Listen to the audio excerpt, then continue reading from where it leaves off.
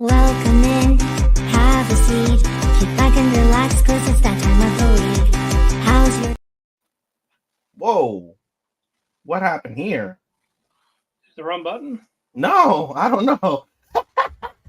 Let's Let's try that again, ladies and gentlemen. 3, 2, 1. Welcome in, have a seat, kick back and relax, cause it's that time of the week. How's your day? Was it great? Well, it'll get better with Otalku Cafe.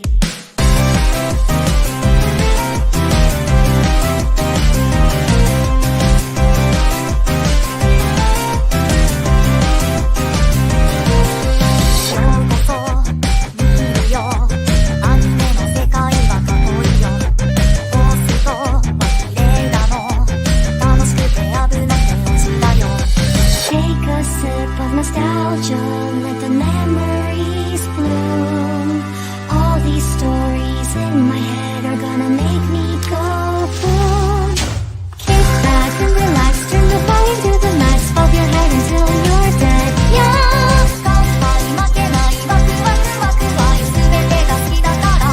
Yeah! Kick back and relax, turn the volume to the max, bob your head until you're dead. Yeah!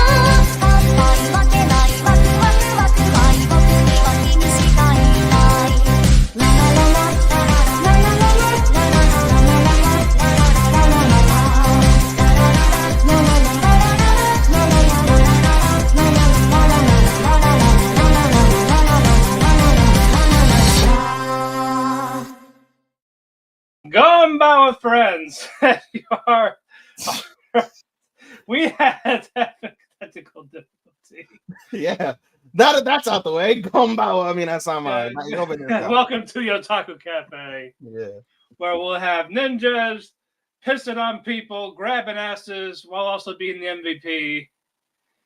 We got NTR happening. Yes.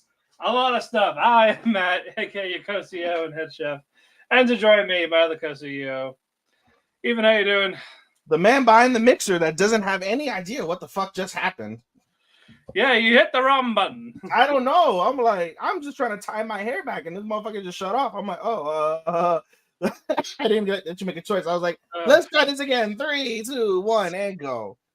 Yeah, just keep it in there. Yeah, no, I'm all right, buddy. I just I was just telling you, like, today's been a weird day. I busted my ass today at work while I was working, and I don't know. I woke up, I got a decent amount of sleep. The last couple nights I've gotten a decent amount of sleep, but I can't get out of first gear, bro. Like, it takes me a minute to get out of first gear. And then earlier I was done working, I was like, I'm gonna take a nap, and I fucking crashed. I crash, and I wake up, and I'm just like, oh, now I'm back, like like right now I feel like I'm stuck in like second and a half because I just ate PDQ, so I'm full as fuck. But I'm alive. I'm kicking. Let's talk some anime, buddy. It's why I always press you. I'm like, oh, you ready, Matt? You ready? Nah, tomorrow. Gah, all right. No, we're ready today. I know late start, but we won't take up too much of your time with certain shows because one of them is a play. We're just going to talk about one character specifically in that play. One, a badass villain or a potential badass villain for our main events. And a lot more. News real quick about these anime leaks. Netflix is going to take strict action against this person. And there is apparently someone on the interwebs, the 4chan, whatever you want to call it, commented, downloaded 87,000 files. I knew the site was going down if I posted this much, so I downloaded everything from Netflix, Paramount, Warner, and among others. I still have access to other things, so this won't stop any future leaks. This guy's just determined to go to jail for like 20 years. Yeah, they're going to track this guy down and give him the hanging. They will find him, and they will arrest him. Or maybe worse. But this list also grew. Apparently, the latest SpongeBob movie from Netflix got leaked. Obviously, we talked about the Mononoke movie, parts of the Rama 1/2 remake, 8 episodes of Dan Dan, Arcane Season 2, and the Terminator anime. So all of those has also officially episode 1 of the ReZero. Hold on. That is it for right now. No other ones, and who knows when this bastard will be caught. This is like the fappening, except it's the animating. Pretty much. I'm just waiting for Bleach has been leaked, even though it's not done yet. Oh my god. So we will keep you tabs on that when we find out more. All right, rest of the news. Let's see. Let's go. What do we got? I sent you something. I didn't think you shared. I'm trying to. The manga Tomodachi game is coming to an end, and in its 10-year serialization. So cannot wait for that. Let's see. The Red Ranger becomes an adventurer in another world. Is getting a TV adaptation in winter 2025. The Red Ranger, so it's definitely Power Rangers? Yeah. Oh shit. Hello, Jay Nasty. We are doing well, and how are you today? Hope staying nasty. Staying nasty, Jay. The light novel Chitose-kun is inside a Ramoon bottle. Getting a TV anime in 2025. You know those bottles. Ramune bottles, yeah. Yep. So this guy is stuck in one. That's unfortunate. Yeah, I'm probably not gonna watch that. No, I probably wouldn't. That reminds me of that one hentai. Remember the hentai that I don't know if you've probably seen it, but it's like a little tiny man, like he like shrinks down and then like there's now like in between like everything and everyone. I don't fuck with the giants, small or micro. That's an actual thing. I didn't realize that's an actual genre of hentai. Yeah. It's I don't fuck with that. I laugh. A lot of it is just hilarious. Oh, I'm sure it is funny. It's like, bro, he goes into her asshole and it's like a giant, like looks like a fucking like crater, but it's just her asshole. Jesus Christ. Anyway, moving on. Ignoring you. Update on the One Piece reboot from Wit Studio. It's going to begin from the Eastern Sea Arc. This will be released on Netflix. The director is someone that has worked on Attack on Titan. So people are happy for that. And it might be a little bit uncensored. A little bit. You mean the hidden ending of Endgame? Yes. That's the giantism. Yes, it's the ending of Endgame. Yeah, it's like, hey, man. But also, Dr. Stone, Future Science, the final season. That is going to be a 3-core series. Oh. So, not 1, not 2, but 3. So, about 30 episodes. Shouldn't it be like 36 by definition if you're doing 12? Well, they usually do 11, so like 33. 33. Okay. Good enough. Good amount. So they said it's split core though, so that means they're gonna do like spring, summer. Unless they're gonna do how Sengoku did it, where the first part was winter, and now parts 2 and 3 are continuous in summer, fall. Yeah, it could be like that.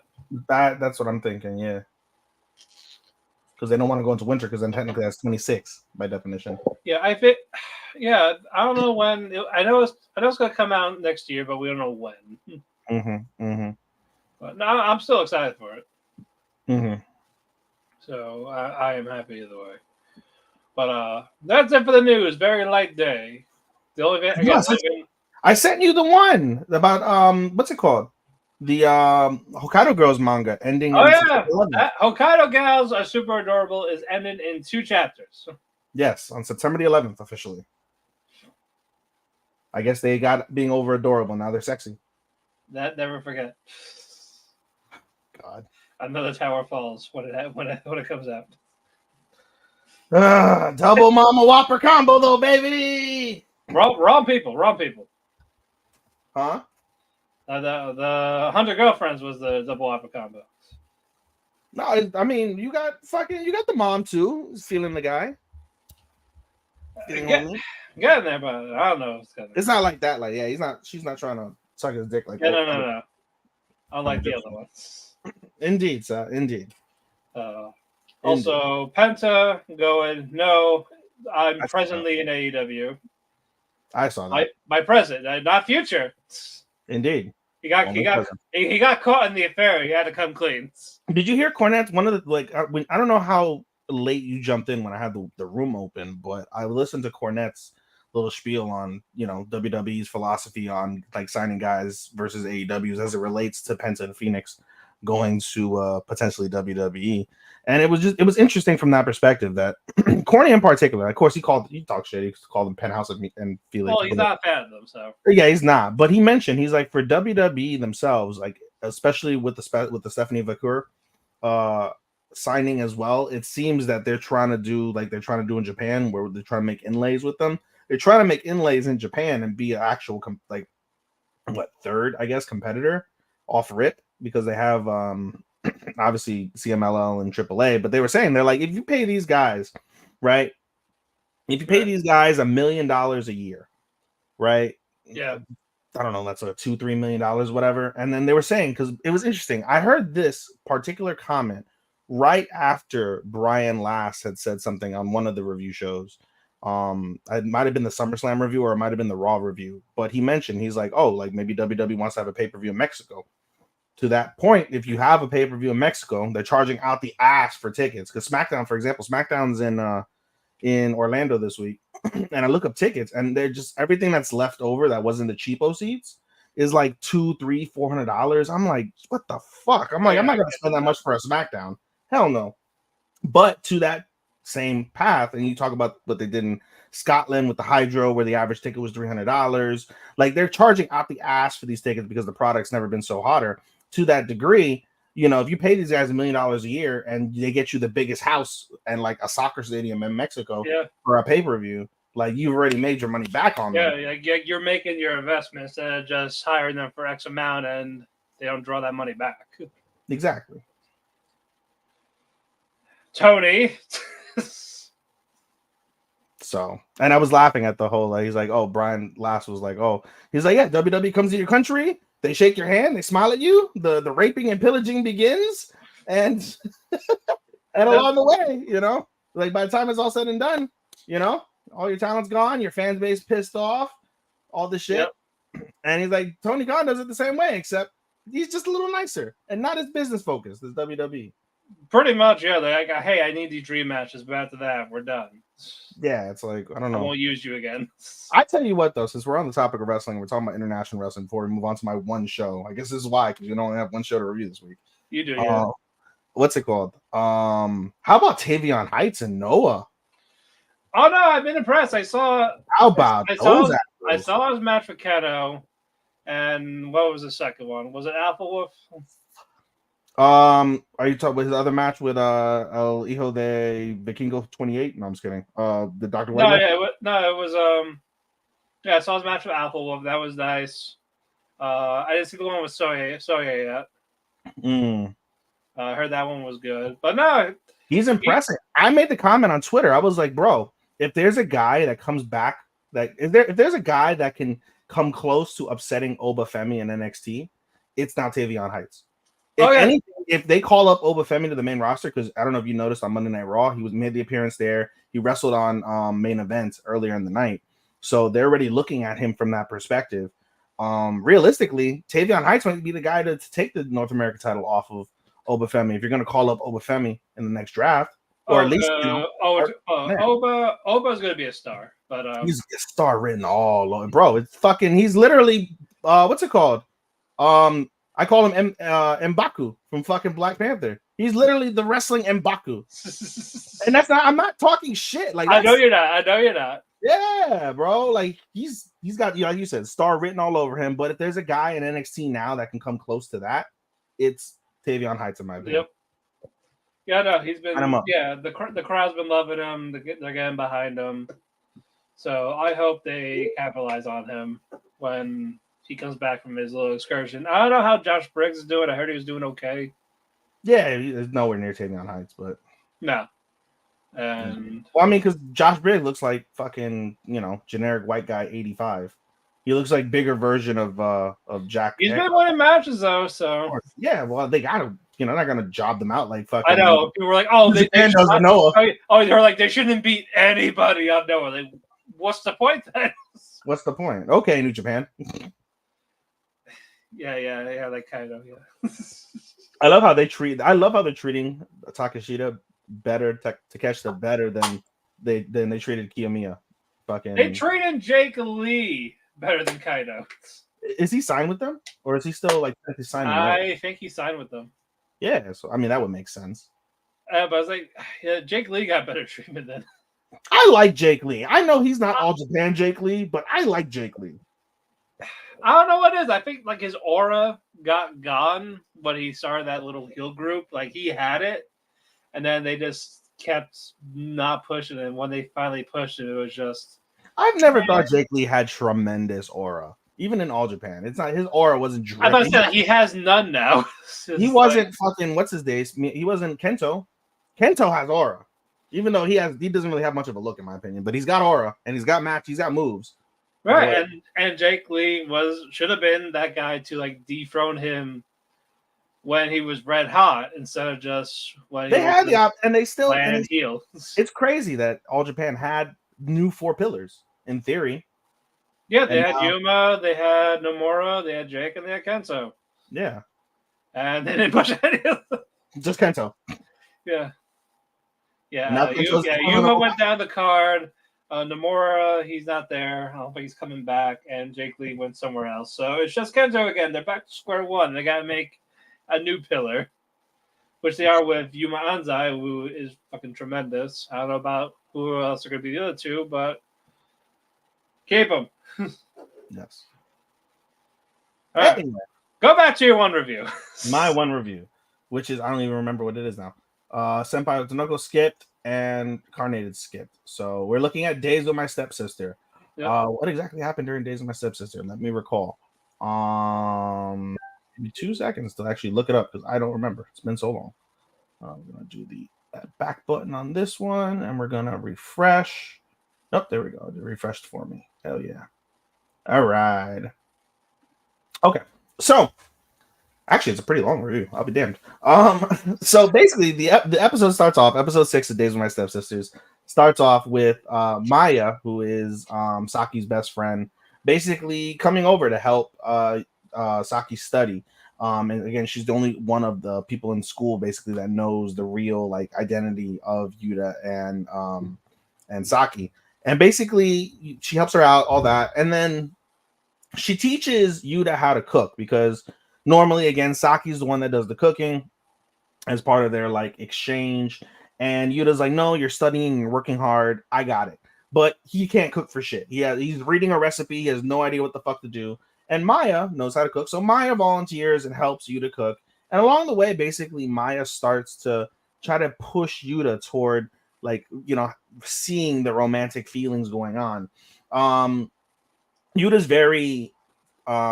he's very steadfast in his feeling no, we're stepbrothers, stepsisters. I care about her deeply, but I care about her from a big brother perspective, despite the fact that the tension is still obvious and still exists between the two. And so we get that little moment. Fast forward, we get Saki's retest day. It's now her retest day, and she takes the retest, and that's that. And that day it starts pour, it seems like a tsunami, or what do they call those in America? The atmospheric river. It's like one of those in Japan. Okay. Pouring cats and dogs, and basically Yuta tries to hit up Saki hey, where are you at? And he struggles to send a text message. She's like, hey, where are you? Are you okay?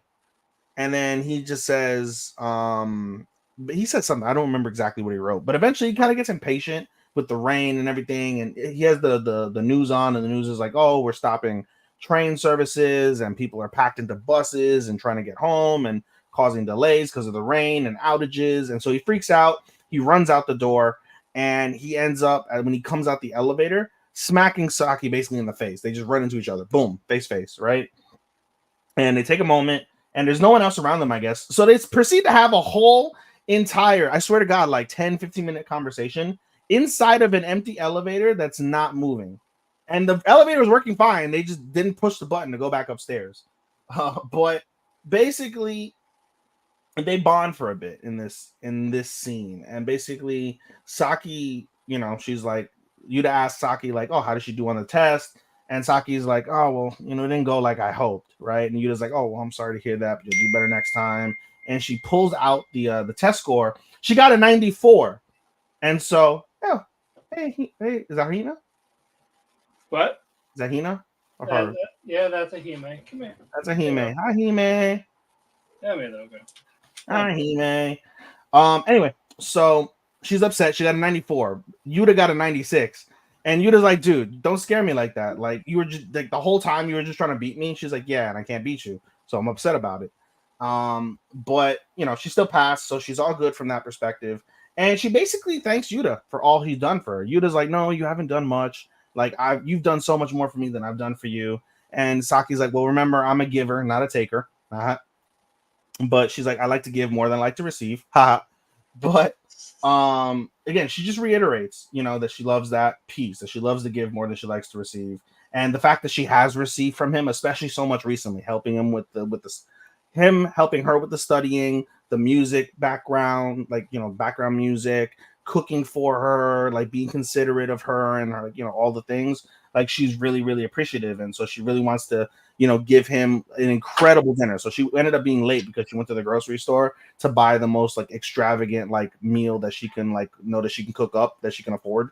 So that's why she was late. And Yuta's like, well, I tried messaging you. Why didn't you call me? And she's like, well, I killed my phone because I was listening to the music that you sent me over and over and over again because it's so nice and it's helpful.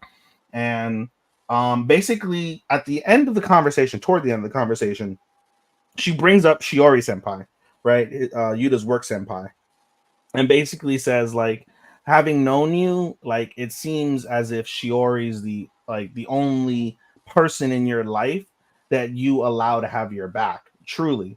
And that's fine. She can continue to have your back at work, but as she steps up, she literally steps up to him face to face, they're probably a few inches from lip to lip, and she's like, let me be the one to have your back when we're at home.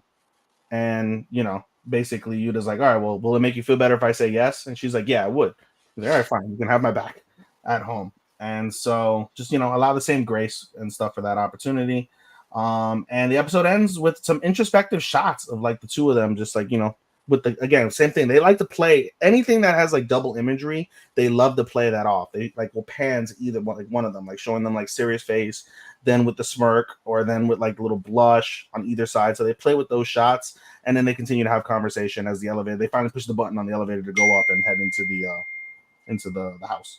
So the tension continues. It continues. It's building and building. So wondering when the payoff is, but if and when we get that payoff, it's gonna be good. This isn't typical incest shit that we've seen in other anime or that we may see. I know we're not going to see it, but that is alluded to in Alia, for example. This is very, very, very tastefully done. It's why it continues to trend top 10. It's tasteful, which is rare to say that about something that's incest laden, that it's tasteful, right. But it is done quite tasteful. Interesting. All right, very good though. Well, I'm glad it's not like any other of the ancestral stuff we have in the season, or that's good. Indeed. I got 6. Gambare! As you picked up Atri again, so yep, I did. Thank you. You're welcome. Anything for my best podcast host. Yeah, you're only one now. I may do another one. I don't know if I told you. I may go back to doing 2, but a little bit different. I'll tell you on the side. I'll tell you on the side. Okay. Dead Demons, DD Destruction. We're getting the POV on the invaders. And my God, both the invaders and the Japanese government, they just need to fucking talk to each other. Instead of just planning to kill one another. And it's getting to the point where the Japanese government is just basically I'm sorry. Their policy is encouraging private citizens like the YUF to kill these invaders. Like they're like okay with it now. Like what the fuck? Why? On site, just random people. It's on site, bitch. Yeah, and one of them, again, one of them was the ex-boyfriend of one of the girls. He's like leading one of them, and the humans are like having enough of these little assassins. And one of them went up to Futaba, like pushed her down, but she stood her ground, type of thing. Like she ain't gonna give in. She refuses to be bullied. No. So as the freaking bullies, or we want to call them killers, are leaving, you have this woman go up to Futaba, like, you know what? I like the guy of your chip. I like your bravery. So talk to me in private. And this is what we're gonna do. She gives her, I guess, like a bomb. Like she wants this newly college student to commit terrorism. What the fuck? That you like. I don't know if it's towards the Japanese government or. Well, good thing this wasn't around in 2001, eh?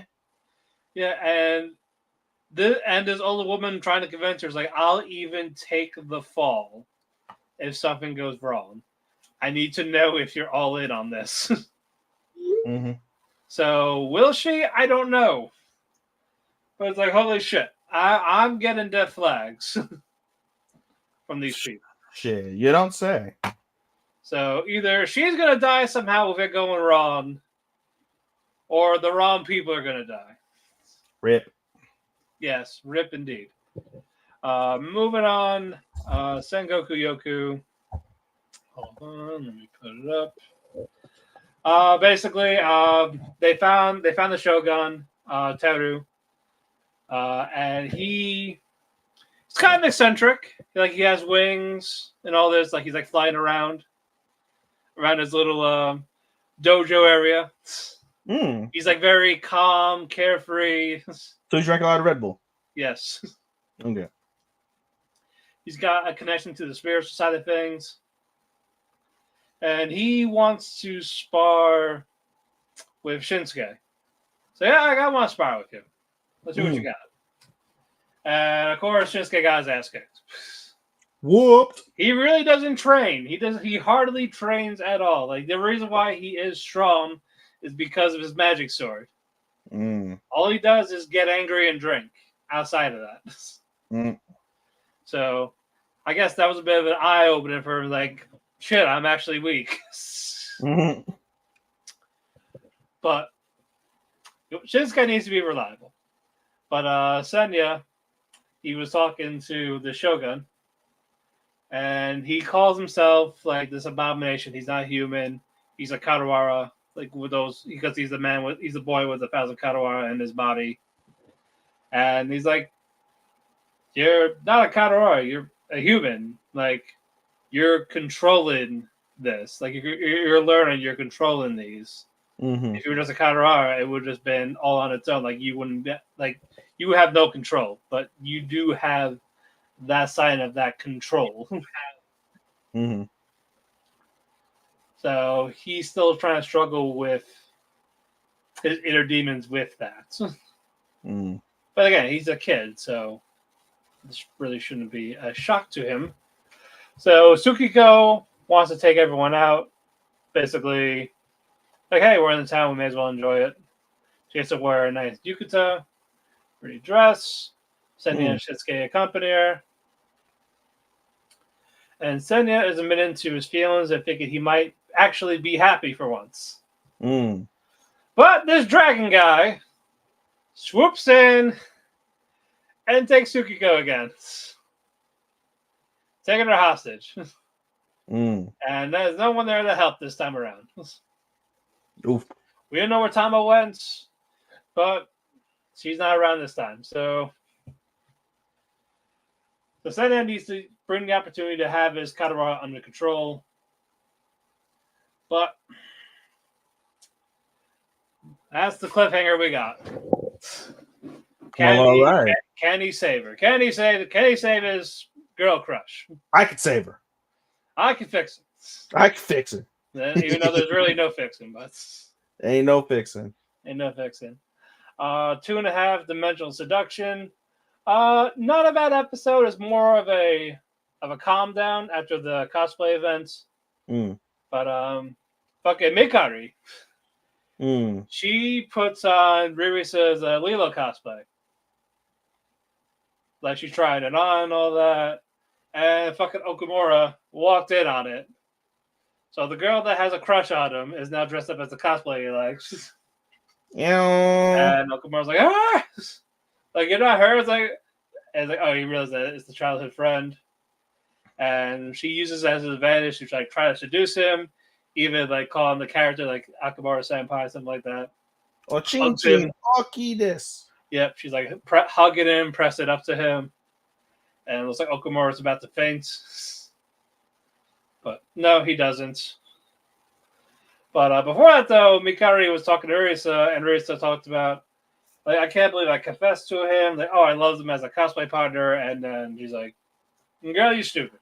You are stupid. Like, why would you say that? But this mostly focuses on Okamura talking to Ogino, the guy that was helping him out at the cosplay event, like the panel that was next to him. Because he's good at organizing. He's an agent for one of the cosplayers, and what you call it, and he's good with the camera. He's like a cameraman type of thing. So basically he goes to his photo shoot asking for advice. Because for a photographer, it's important to build trust with your cosplayer and the cameraman, so you can work with them.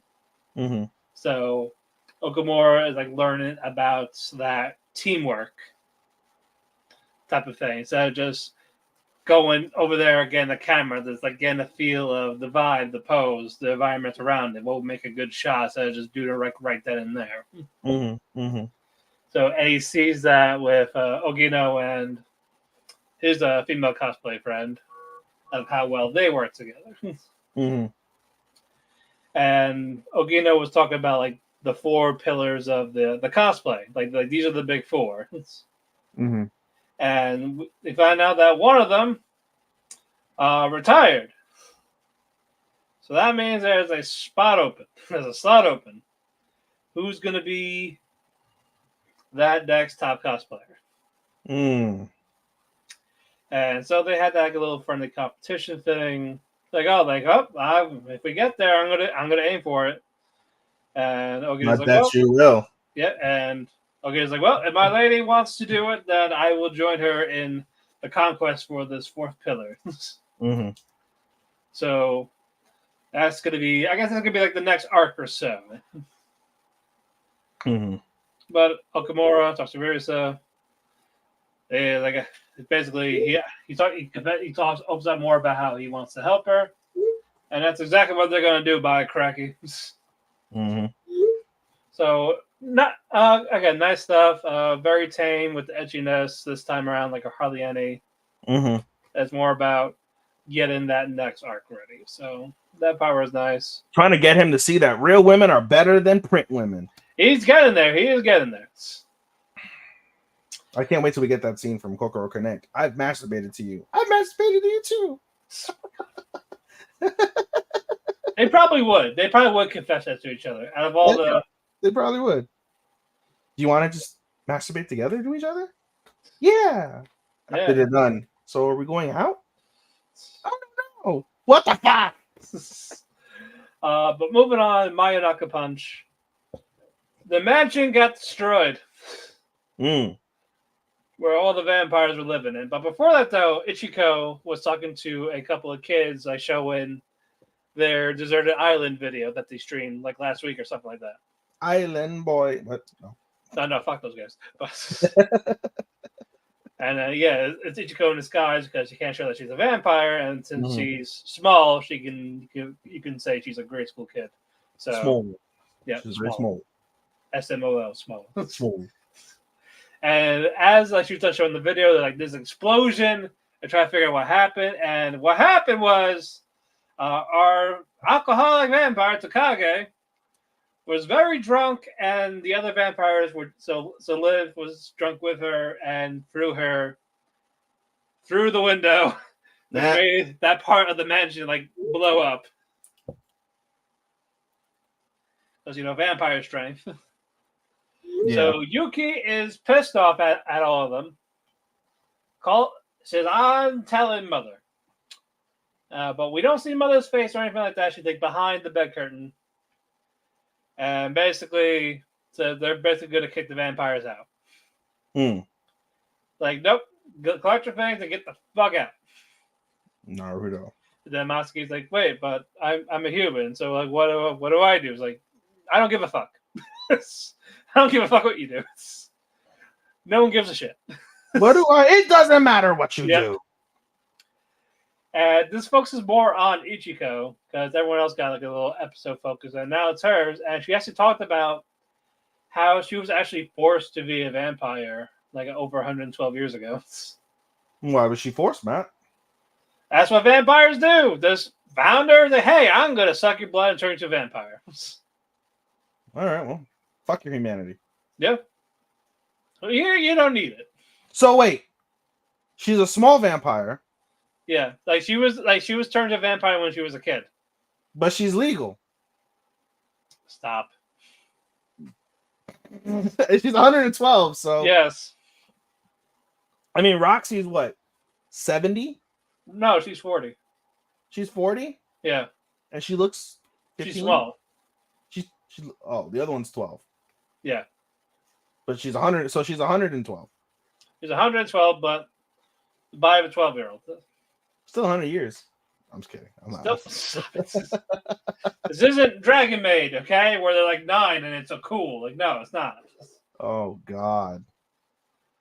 But no, she always wanted to have like precious time, like a family. Like she always makes the dinner for all the vampires, even if they don't always show up. Oh. Like doesn't even eat until everyone is sitting at the table, type of thing. Oh, she's really motherly. See, yeah, that sounds legal to me. She acts like a mother. No, it's just... God damn it! But it's like, damn it, I want to hug her. Damn it, I feel bad for her. Oh. Sit down at the table with her. Fucking damn it! Oh. Like, God That's damn. how Matt becomes a vampire. He felt sorry for her. He needed some dessert. Now back to vampire. Basically, Yuki was telling the vampire girl like they don't have they're not a real family. They don't get along together. None of this shit. And then so the other vampires are like, you know what? We'll show this bitch. We'll show her and we'll show Mother. So they do this like nice little song thing for like the Mother to see through the camera, but we don't see Mother's face. We don't hear her voice or anything like that. None of that. So they're trying to convince her after that. Masaki was trying to help out, and Nuki's like, man, that is really fucking stupid. You think a little song and dance is going to make you like, no, you can move back in, you can stay? Yes. But the mother finally said, 6 months. You got 6 months to reach 1 million subs if you really want to do this. If you do not, you're out of here. So, they got 6 months. All right. So the race, the chase, or race, whatever you want to call it, the journey to 1 million subs, under pressure. 6 months, no big deal. Well, who's fine? It's fine. Bro, what is she, Mrs. Beast? Yes. Okay. Just with no money. Just poor as dirt. Got it. Yep, poor as dirt. All right, the penultimates for Suicide Squad Isekai. Before you go, are you excited for the penultimate because it's one less off your list in a week? Or are you sad because this is one of the ones that you enjoy more than half your list? Like a mix of both. Because the later episodes have been cooking, but at the same time, it's like, you know what? I'm kind of relieved it's one off. Yeah. So I'm like, whew. It just dawned on me. We're at the this week will be the penultimate of Code Geass. Yeah. Wow. Hey, really? I think. There's 12 episodes. We're on 9. Is it 12? Yeah. Oh, I thought it was 10. No, Shoshiman is 10. Oh, never mind. Sorry. Continue. Yeah, a few more weeks, though. A few more weeks. Never. My bad. But that is another one, guys. Go, man. I just wish it wasn't. It's a Thursday, so I really don't have any plans for Thursdays that much. So damn, I wanted a Wednesday. That's my pack day, the Wednesdays. I mean, yeah. Well, no, Thursday. No, it's a Friday. Code Geass is a Friday, dude. Well, I'll say Suicide Squad is a Thursday. Oh, Suicide Squad's a Thursday. Okay. Yeah. Yeah, you wish it was on a Wednesday. Wah, wah, wah. Yeah, I wish that Wednesday show was over, so I have one less show on the Wednesdays.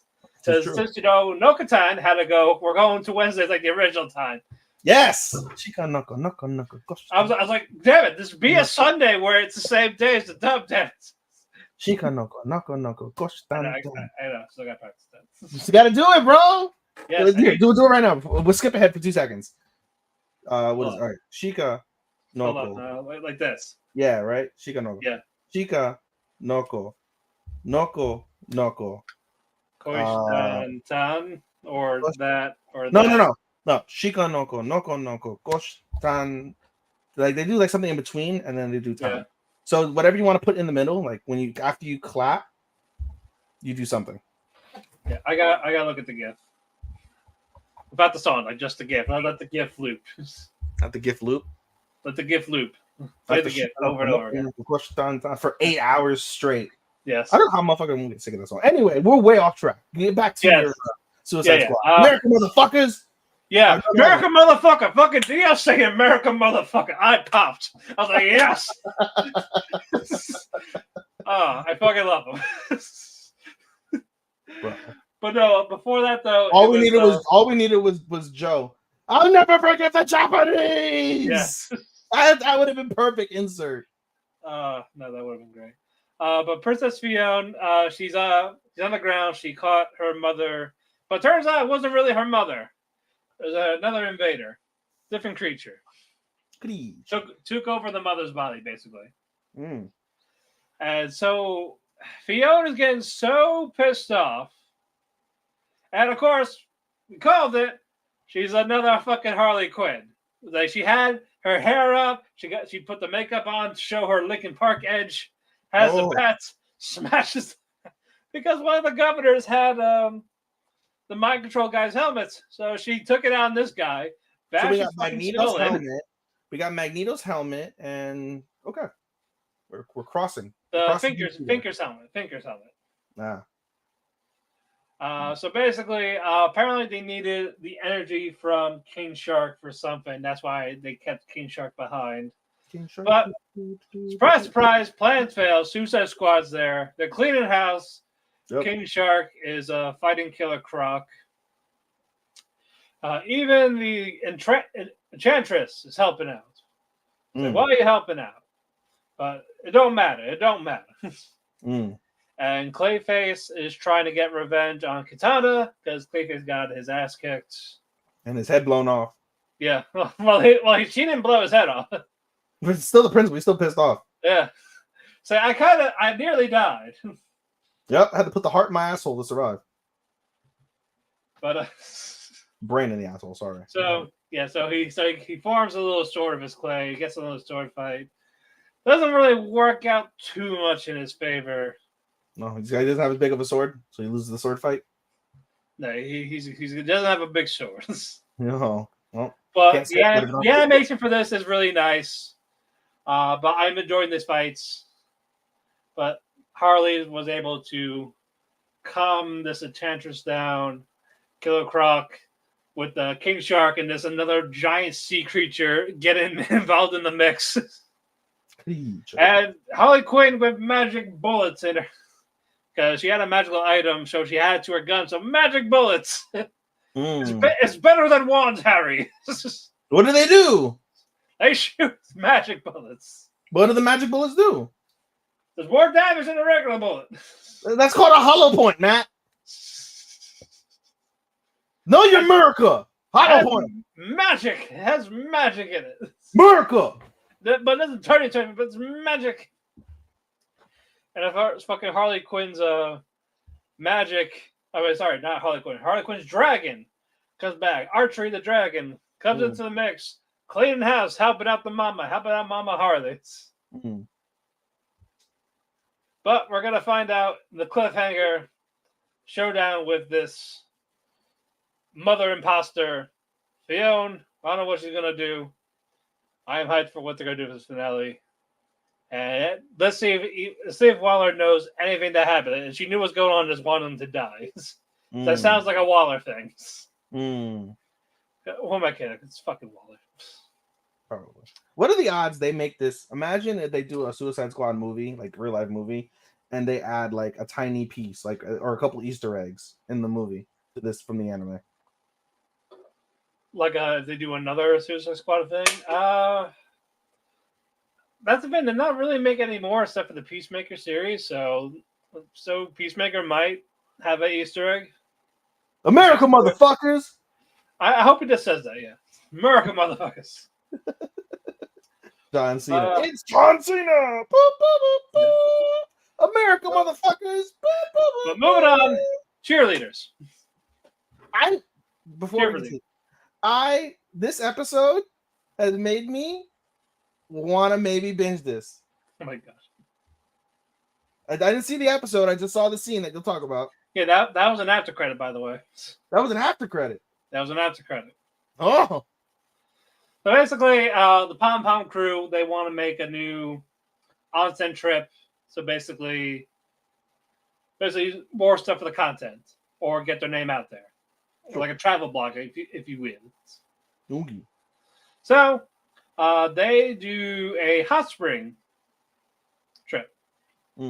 So they go, for most of this, it's basically them cheering on tourists and stuff like that. Like one was scared to bungee jump, so they were like cheering him on and type of things. And he does do the bungee jump, and he proposes to his girlfriend before jumping down. So they're like cheering him, like, yes. Oh. Fine, let's go. So, of course, he said yes when he came back up. They're just cheering like random people for like random things. So it's like where are these fucking kids coming from? Like what the fuck? But you know what? It's just cute girls give me motivation on the YouTube channel. So you know what? Take her. You know what? I could do this. I could do this. Rah, rah, rah. Take her first. Take her first. Rah, rah. Throw her off. Throw her off. HLA. Yay. Yeah, they're done with their cheering. They're relaxing at the hotel. People are starting to get undressed for the hot spring, and then Suzuha is just like, "Nope, not doing this. I'm not doing this." Like, nope. Like, are you nervous? Like, nope, just not doing it. Bye. So, Pom Pom crew, they're hanging out in the hot tub. They see another group of friends, different cheerleading group. They're like trying to. They're playing around in the hot tub, like doing tricks. One's trying to do a triple kick. And they're naked. They're not naked. Oh, okay. Yeah. So even though the disclaimer at the bottom says no cheering in the hot spring, no cheering in the hot springs. Oh, they just magically put a fresh sign up for these girls. No, it was just like the fourth wall type of thing, like for us to know. Oh, okay. It's like the bottom of the screen. Like, no cheering allowed in the hot spring. I thought you were saying they had a little sign next to the hot spring. No. No running, no jumping, no cheering. No, just a caption for us to read. Okay. One of them went up to Megami, who is the one in the wheelchair. Like, I was like, you sure you want to do this and all that? Like, no, I made that promise to Kanada that we were going to be cheered again no matter what, and I'm still pushing hard in my physical therapy, so I'm still going to keep doing this. And this one girl was like, Soka. Okay. So they hang out, they sleep, credits roll, and after credits, Suzuha is already in the hot tub, and here comes Shion. And you're here. Like, you're not embarrassed now. It's like she's getting closer to her. And she talks about doing her a favor. We don't hear the favor. You just see them get close together. And it cuts to the next day. And they're smiley. Yeah, they're smiling on a first name basis. Whoa! When did this happen? What did we miss? Yeah, and one's blushing, and it's like, what the fuck happened? We all know what that favor was. Yeah, they made out. A little touchy. Maybe a little tunnel washing. Who knows? Yeah, some bean flicking. You never know. Hey, don't you feel happy when you get your bean flick, Matt? Your beans. My beans. I mean, I'll get just don't Jimmy tap it. Just don't Jimmy tap the bean. Oh God. All right, last one. Wife has no emotion. It's day 3 of Mina being gone, and he's already missing her. And he says, "Fuck the meal plan she gave me. A little convenience store, buy alcohol, and instant ramen." So he does that. He gets a knock on the door. It's her. No. Oh no. He gets a package. Oh.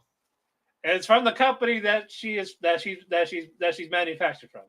And it's like a little tiny thing. And it has like a head, arms.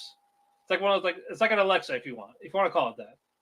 Okay. It's a Mamaro unit. And Mina is talking through it.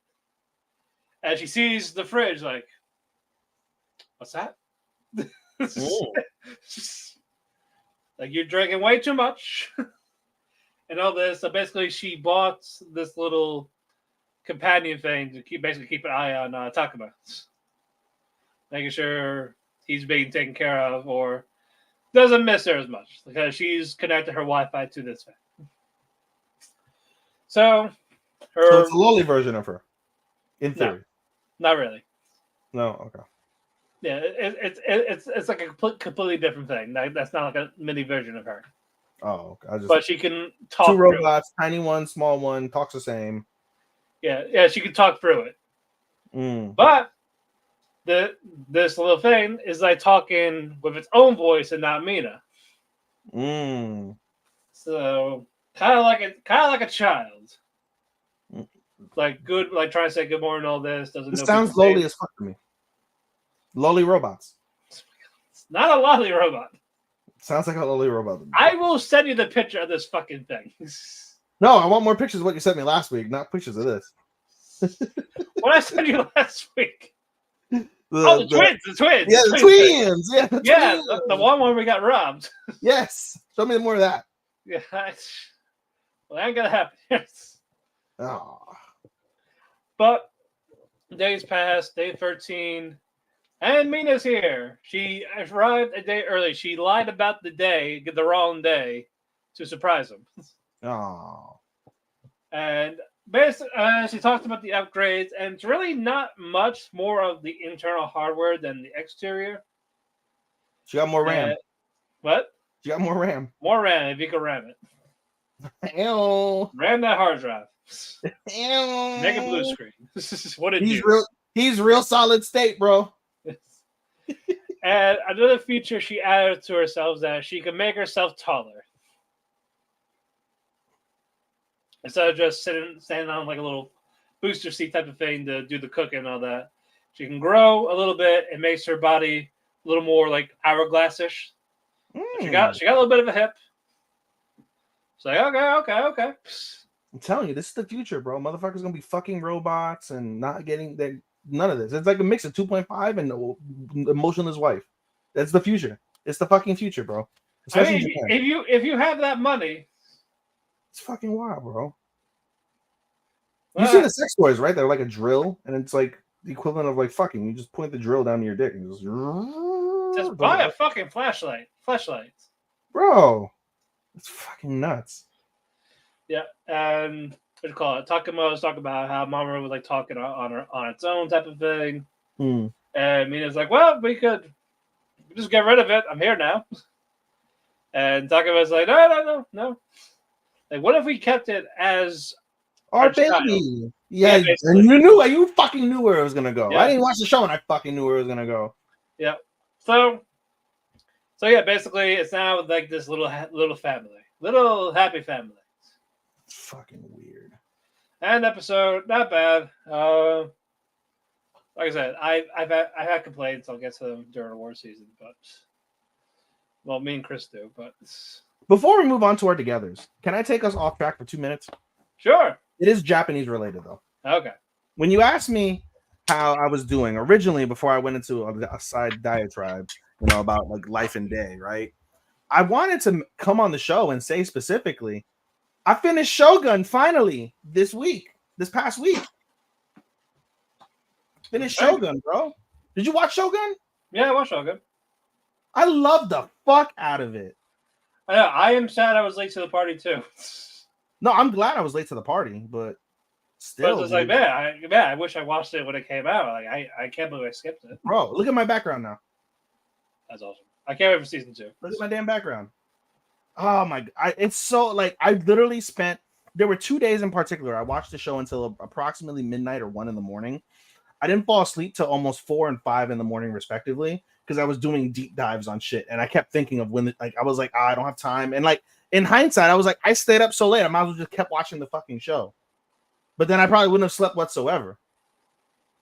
Probably. But I was, bro, it's a 10 out of 10 show for me. It's a 5 out of 5. This is a 5 out of fucking 5. I know it's a. Oh no, I agree. It's a 5.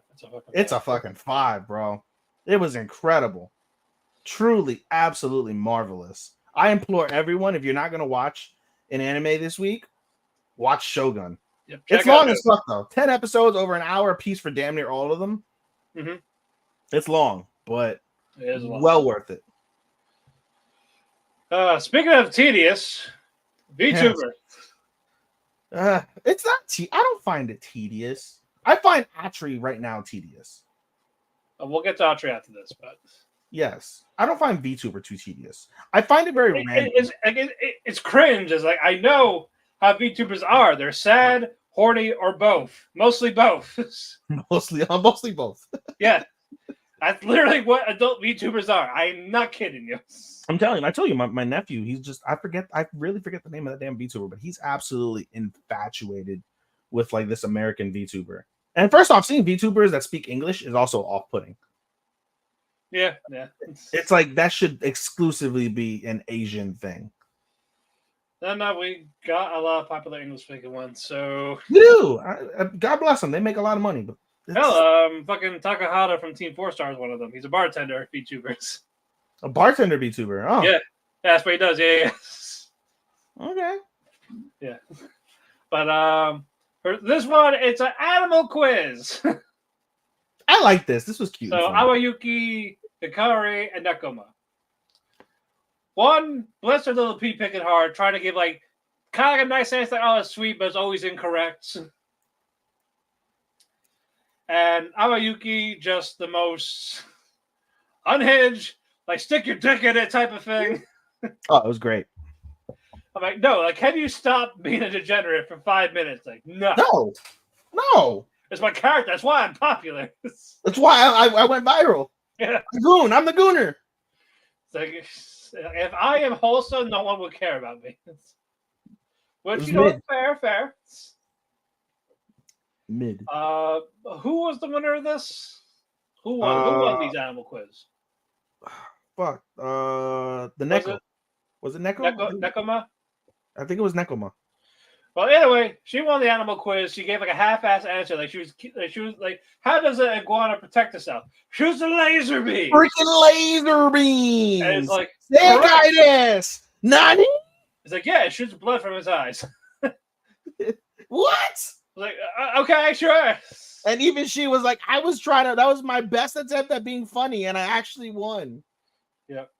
And then fucking Aoki's like, hey, let's have a porno video game next. Let's have a porno game next time. I'll win for sure. And she's like, no, that's not what my channel is about. Like, do your own. Make your own. Shua After Dark. Yeah, no, it's just Aoyuki in general, not After Dark. It's just more of this. I mean, no, she's not horny 24/7. More than half the day. She's horny like 14/5. 14/5. But Aoyuki says, hey, you're going to do this live TV thing with Shion the VTuber news. Yep. So go over there. Yep. And another one. As soon as I saw the little shit, Can we have one wholesome? Literally, I was like, bro, I'm on my phone, like half like paying attention to it. And as soon as she starts pulling the bottle out with the littles, I was like, fuck this. What the fuck? I'm like, can we have one wholesome? Of all things, like, bro, think of the shit that we've gotten this year across all of the anime spectrum: feet, pits, lolly, incest, littles. What else we got? Gunin, robots. Yep. What else? Hentai. Samurai. Hentai. Kinda. Twins. What else? What else? I'm waiting for the pissing next. Well, NPR, fucking Kenya with the pissing. He's pissing on people. We got pissing. Yeah, there we go. We got the fucking pissing. We got bondage. It's essential to the plot. It's crucial, damn it. It is the plot. Oh, fuck.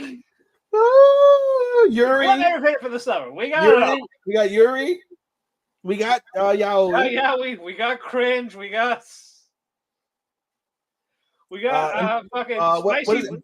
Embarrassment. Spicy Embarrassment. communism. Golly. Golly gee. Golly gee. Where do we go wrong? Where do we go from here? We've nowhere. It can only go up or more down. Yeah, but she is a degenerate. She's a yandere mame. Yes. Makes Awayuki a little. Not the little VTuber that we'll get to later, but feeds her strong zero in a bottle. Makes her say goo goo gaga and crawl. Yeah. Not my spiel. I hate everyone. I hated this. I hate every VTuber here. You know, honest to God, before we finish up, I'll say this. VTuber was one of like my top shows that debuted, and every week has just been near. Look, I am a recovering cringe addict, and it's making me have a heart attack. Just the cringe. Oh God, it's like fuck. As soon as Matt sees a little seizure, I will kill myself on the air. And yeah, okay, so fine, that's done. They do the news. Yep. What is test out pacifiers? No, go away. We're done here. And they added the sucking noises too For the ASMR. Yep, ASMR. Hikari's spicy yakisoba contest, sure. But the Asagiri, the fucking school student one, she's opened up packs of cards and she does it with her nipple for one of them to get the rare card. How do you even do that? Is your nipple? You can just go like this, like flicking the nipple on the card to open the pack. How? It's a plastic. You gotta tear it. No, like in their game, the mobile game. So she flicked her nipple on the touchscreen to make it open. And you got full side boob. Yeah, they're little boobs, but they're side boobs nonetheless. We got side boob. But yeah, I'm done. You dropping it? No, I'm keeping it, but I'm done talking about it. Oh, I'm like... That's it. And that was the VTuber news. Congratulations. To add more context, VTuber news is the top clips of the week. Yeah, highlights from what they do. And these were certainly highlights, weren't they, Matt? Or lowlights, depending. They get paid for this. More than you and I make. Yes. In like 10 minutes. Where have we gone wrong in life?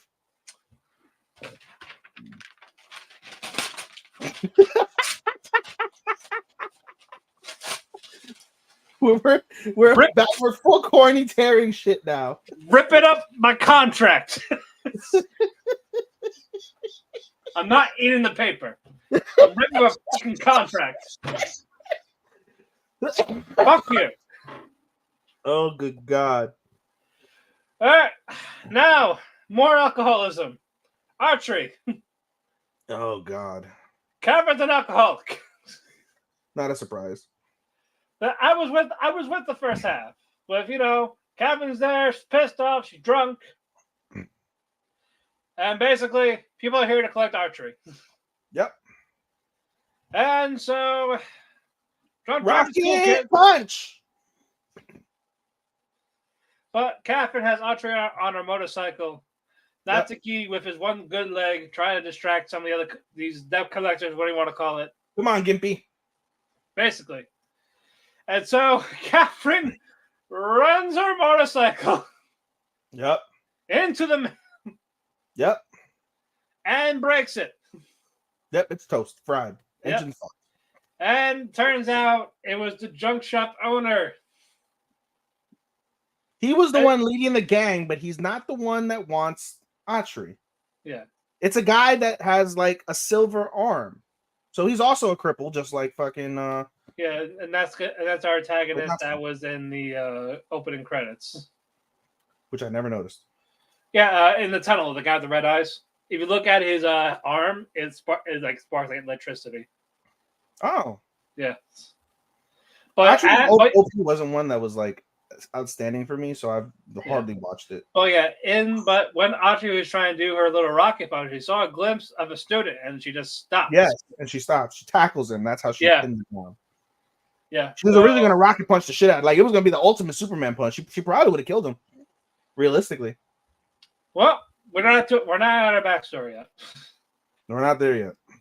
But now we know what it involves. It involves another child.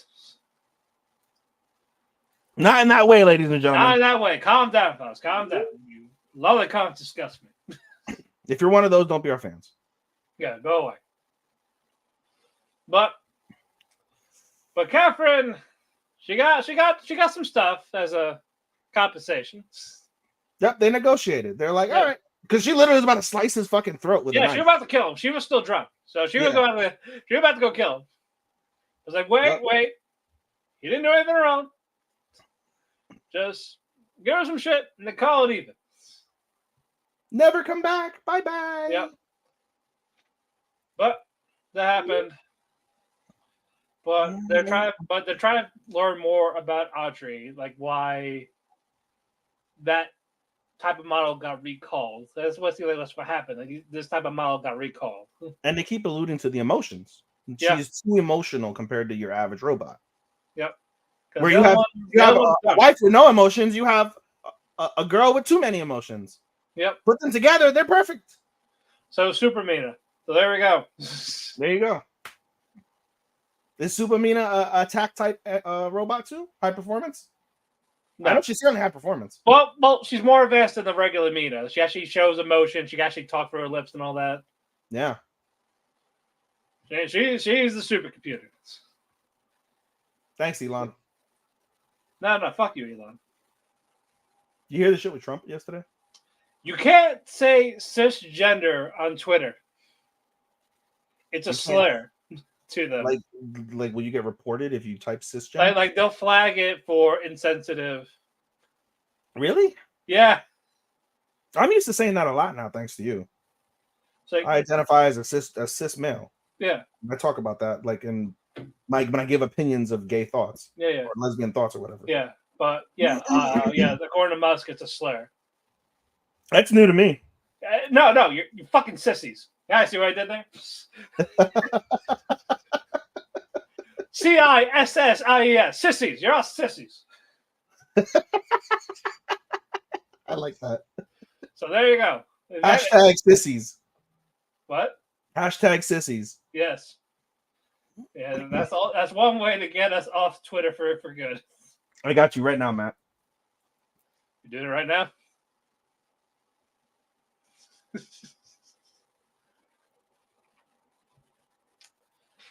But anyway, what else happened?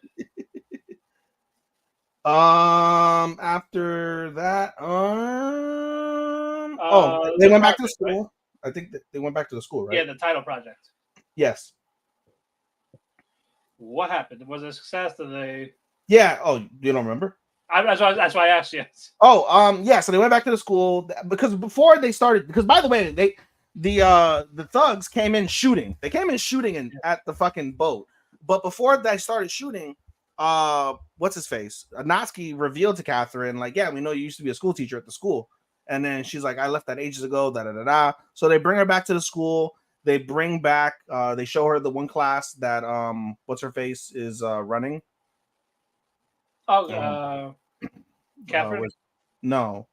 Oh, the redhead chick. Yeah, redhead chick. I got it now. Minamo. And she sees some of her former students there too. And they're like, oh, Hana-chan senpai. They're like, I go by Catherine. No, it's Hana-chan. She's a Hana. So Hana-chan senpai. And they basically get her emotional and she starts crying and she ends up going back and helping them. I'm no longer a teacher. I'm no longer a teacher. You're our Hana-chan senpai. But no, nonetheless, they end up banding together. They have food. And there's an interesting moment specifically where it goes back more into Atri's feelings, where everyone's crying with Hana, and they're reunited and all that. It's a good, happy moment.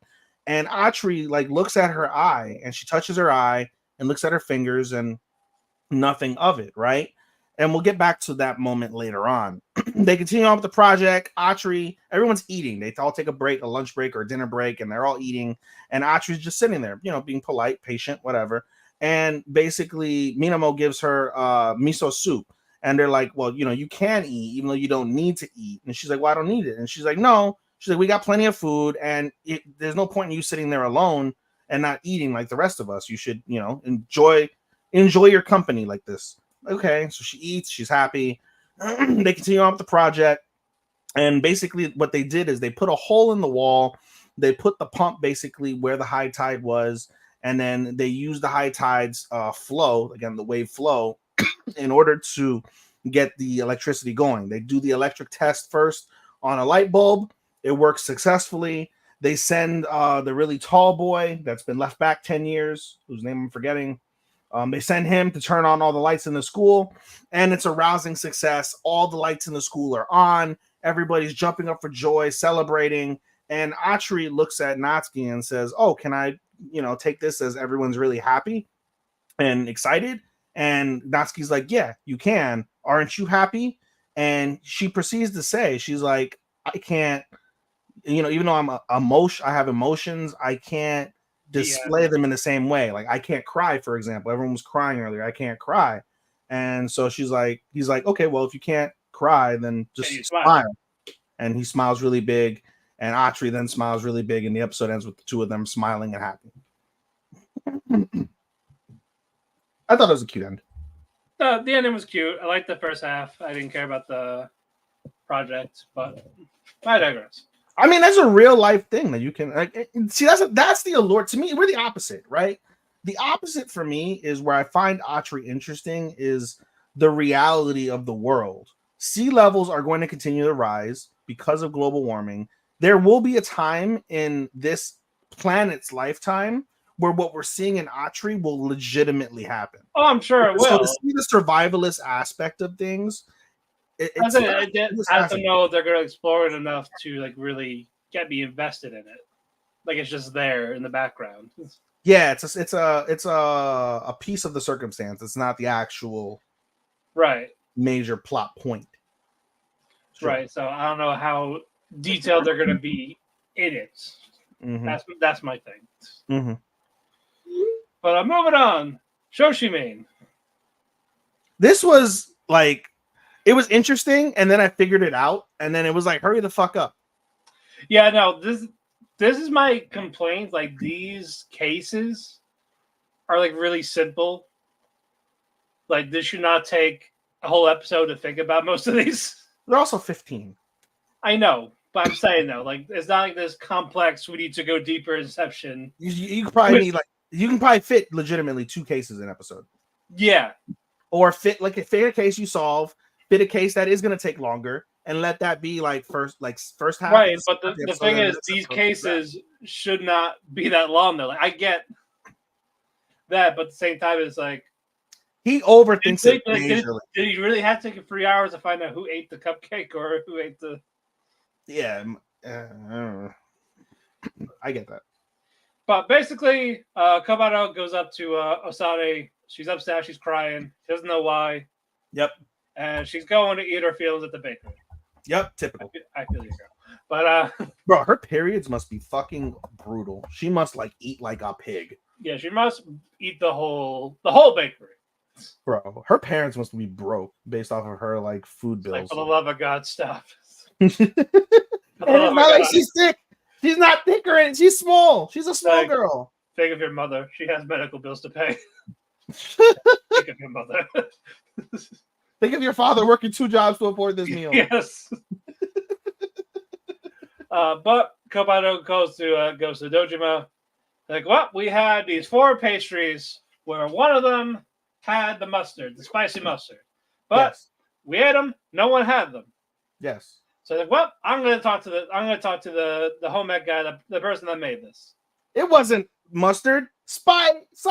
It was cayenne, so it was this cayenne hot pepper sauce. Habanero. And it's like why there's 5 of you, so why was it 4? Oh, the club president wasn't gonna be a part of it. Like, okay, so you were here at 3:00. You saw him come in, and then you walked in. That would not work because you. It's like they broke it down to like damn near the minutes. They were like, when it was all said and done, they broke down about an hour and a half of time, and they basically deduced that whatever happened within a 5 to 10 minute stretch at the beginning of the timeline. Yep, and it's just like, okay, you all have a thing of the habanero right now, and they all like, oh god, it's hot. Like, yeah, so they're all dying. They're all ripped. Yeah, they all look like Alia later on in the show. So so it's just like, okay, so none of you will be faking it if that's your reaction. Correct. Because basically whoever ate the hot one would write an article about it. But still, no one really wanted to write the article. Yeah, no one wanted to write the article, but if they would have lost, it would have been obvious as fuck. Yeah.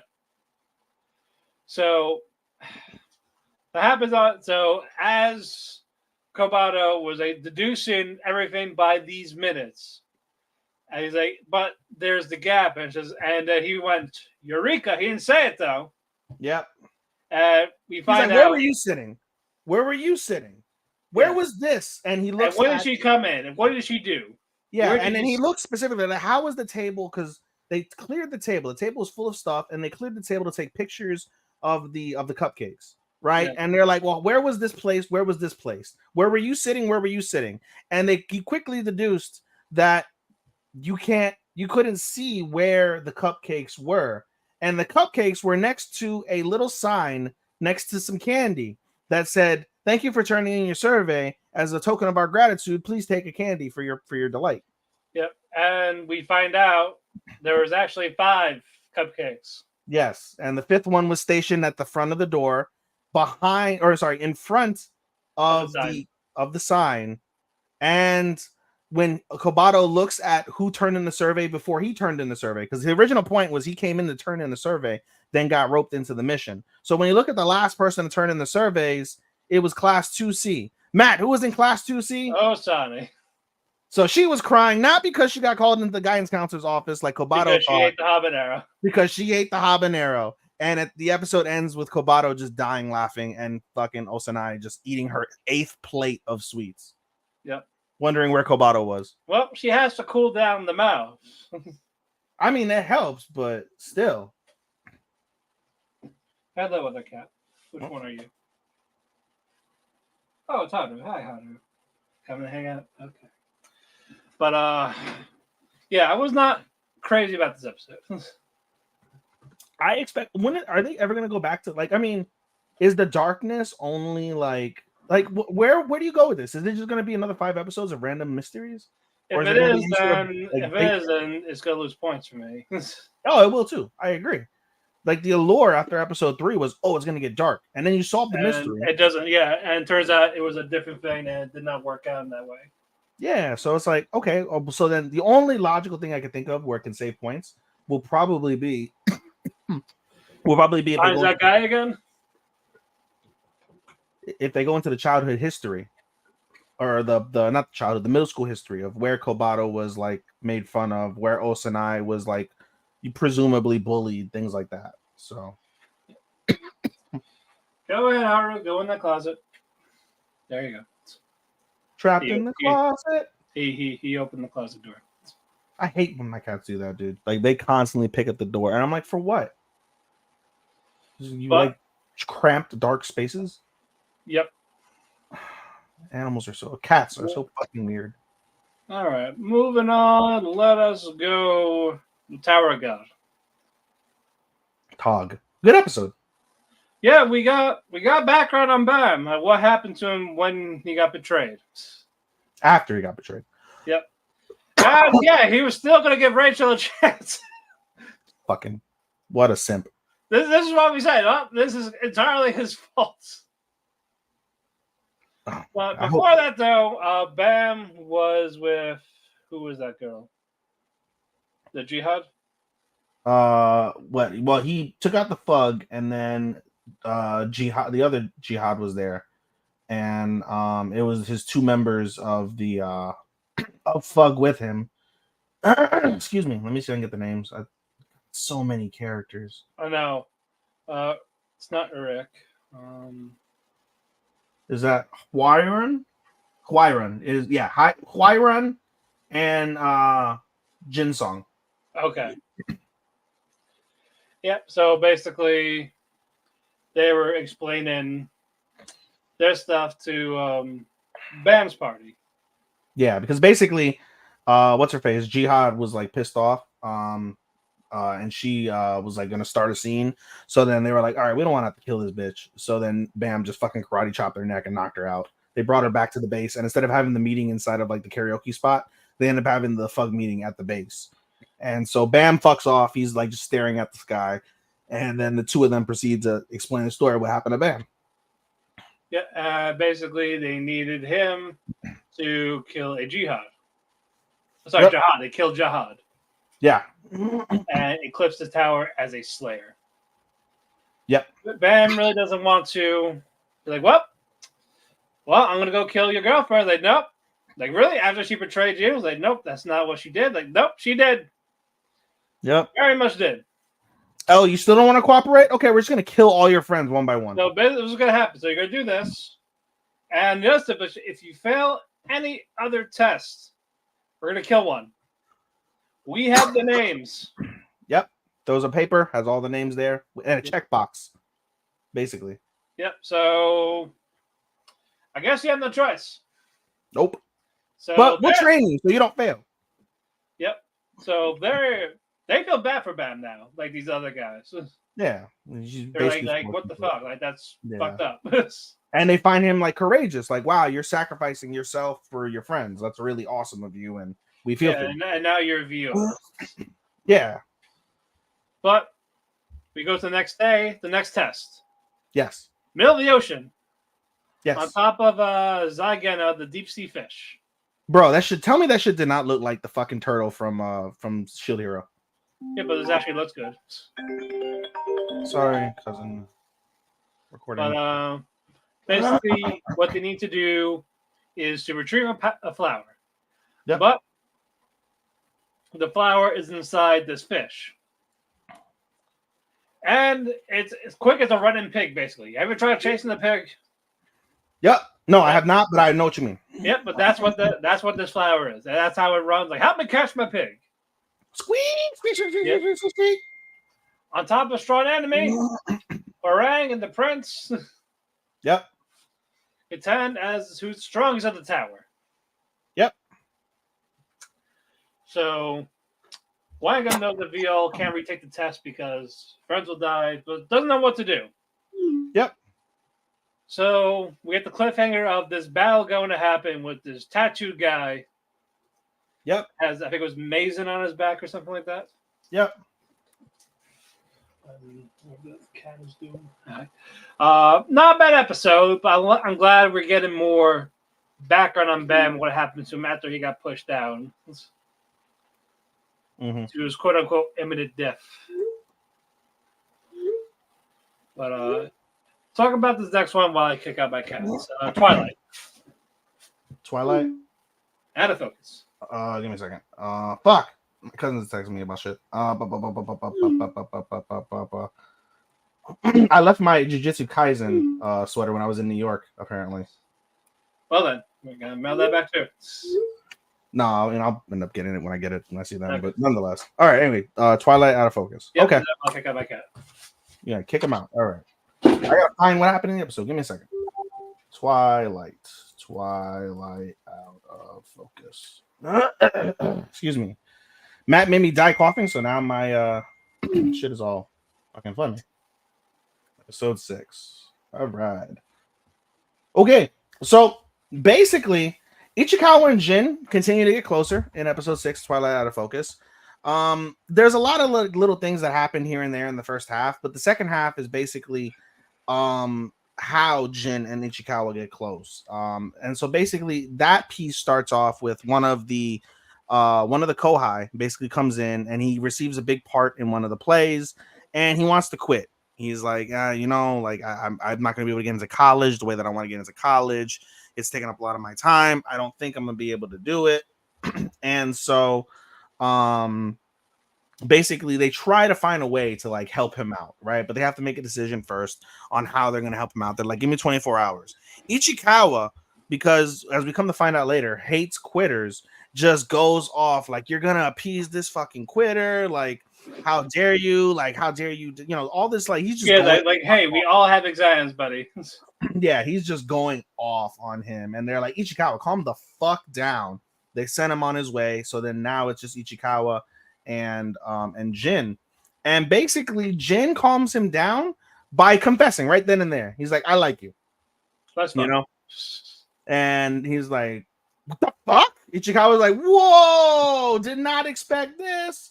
Yeah. And so then the rest of the episode kind of involves Ichikawa trying to reconcile his feelings, while Gin, for the most part, is confident in his feelings at this stage. And so from there, they continue to have conversation, and then the confirmations of feelings continue to go even further. Basically, after Ichikawa speaks to the graphic designer whose name I'm forgetting. Oh, I forgot his name. Let me see if I can find it. Twilight. Nope, that's under Twilight. Hat Boy. Inaba. Okay.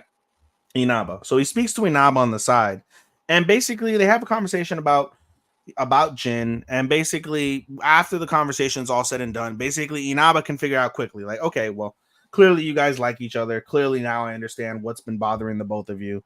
So just go ahead, go enjoy, make peace and be with each other, and be confident. Make butt babies. Yep, make butt babies. And so Ichikawa returns back to the dorm, and they're reading more Boys Love manga, and basically Jin basically goes and starts flirting with Ichikawa, and Ichikawa's he's a little bit uncomfortable, not in like a please stop, I'm going to report you to police uncomfortable, but like he's just uncomfortable because it's his first time like considering even being with a man. And basically he's like saying like, oh, Jin's just a playboy, and Ichikawa's like, Jin in retort was like, yeah, I am a playboy, and as long as you leave yourself vulnerable, I'm always going to take this chance and flirt with you. And basically he makes the moves. He basically pins Ichikawa down. He starts talking seductively to him. And it's after he starts kissing his feet. By the way, he starts kissing his feet first, then pins him down, then makes a move, kisses, I think, his ear or his neck, and then kisses him on the lips. For real. Not the accidental argumentative kiss. A real kiss. Ichikawa is so flustered, yet he's low-key turned on too. And right as Jin is about to do some more salacious things to Ichikawa, knock knock, another senpai and Kohai. Hello, bruv. How you doing? Hello, bruv. Bruv. Bruv. It's like fucking bruv, mate. But no, the episode ends with Ichikawa basically. So Jin goes up, he goes to the door, and he's like, let's take this outside, talks to his senpai and Kohai outside. Ichikawa takes a moment to collect himself, then rolls off the bed, and he like basically goes into like the fetal position, like, holy fuck, what the fuck just happened? And low-key, he's like, why did I like that? Basically. But no, that wasn't a bad episode. No. Oh, no, I was wrong though, Matt. We made the bet that they were gonna fuck that episode, and they did not. Yeah. But I Probably was next episode. Ichikawa. I would smack that kid. I was trying to make complaints about, I can't do this play because of this and this. No, I would have smacked him. We come to find out later also that it wasn't that, is that he To wanted to impress see a the girl. girlfriend more. To impress the fucking girls. He wanted to impress the girl. And spend more time. Like, I would have slapped you. I would have fucking slapped you. It would have been better if the guy, because he's playing the play he's playing is like a panther type of like character. It would have been it would have been great if it was like a twink doing that. So it would have made more sense that he's on all fours. Haha. No, Anyway, before we move on, Matt, I genuinely feel this is like after 6 episodes, one of the absolute, if not the best yaoi I've ever seen. And I haven't seen many, not as many as you. Yeah, but I can't say that yet because we're halfway through, but it's been better than for you, it's Given. couple. Is it Given or Yuri on Ice for you? But Or it's another both, one? it's both of them. It's both of them. Yeah. Tell me, as I've seen neither. Can you tell me how they compare so far through maybe 6 episodes or however? I think Yuri on Ice is 24 episodes, and Given is multiple seasons. I know that. Given is 11 episodes and OVAs and movies. Yuri on Ice, I believe, is also 12. Let me double check. I could be wrong. It's been a while. Yeah, it's 12 episodes. Okay. And just one like side story special that was like 2 minutes. But no, we only got the one. So it's more comparable to Yuri on Ice because Given has multiple seasons and the movies. It is more of how the characters are and what they are going through, more compared to just this one guy just read. Then this people's reading a boys love manga, or he had basically a groomer teacher. Like one had like again from Given, one had like had the boyfriend and made him kill himself somehow when they had a fight. They got into holy shit! Because he said when he said I love you, he said, "Would you die for me then?" And he did. Wow. Yeah. So that's why he had that guilt and grief of. Wow. I know. Given's on my list. It's always been on my list. Yuri on Ice never really appealed to me like that, so I never put it on my list. I think you would like Given more. Yeah. Yeah. So as Twilight like, compares, like I said, Twilight is in the middle. I just don't have that emotional. Clearly, it's not as deep as that. Yeah, there's no investment in the characters or like why I want to root for them, unlike kind of like Sasaki and Miyano. Sure. Okay, I understand that. Yeah. I think I'm more invested in this. I like the film stuff when they're involved with the drama or the theater club, but as the characters go, I'm not there with them yet. To me, I think like it sounds superficial, but it is the sexuality of the show that is one of the huge selling points. It's not ecchi though, if that makes sense. So yeah, we're not seeing it. Yeah, and they fucking bumped uglies already. Like 3 episodes in. Yeah, the 3 episodes in, 3 episodes straight. Basically, they bumped 3 episodes deep. He seemed more than 3 inches deep, if you get what I mean. Oh yeah, he definitely added more than the teacher did. Oof. But no, I no. But in all seriousness, the etchiness, not the etchiness, but the sexuality of it, I think really sells and really adds to it. You're right. There's no reason to necessarily root for the characters now that we see the way that the story is developing, but because of how like ecchi they are and that like that adult suggestive theme aspect, I think sells it and gives it more points in the same regard. So it depends on what you're into, what you want out of it, but I find this wholly more entertaining, I think. No, I'm not arguing that it's entertaining. I just, when compared to most of the episodes I've seen, I can't put it on the top yet because in the past couple of years, I enjoyed the hell out of Sakamiano, which I mean that's always the top one because I was like, wow, this is a genuine love story. Yeah. But we're halfway through it, so we'll definitely get more. Yeah. Anyway, moving on. Shika Nokotan. I hated the first half. Oh, come on. I know. I understood your point entirely. 18. This is funny. 18 short stories, but It's too short.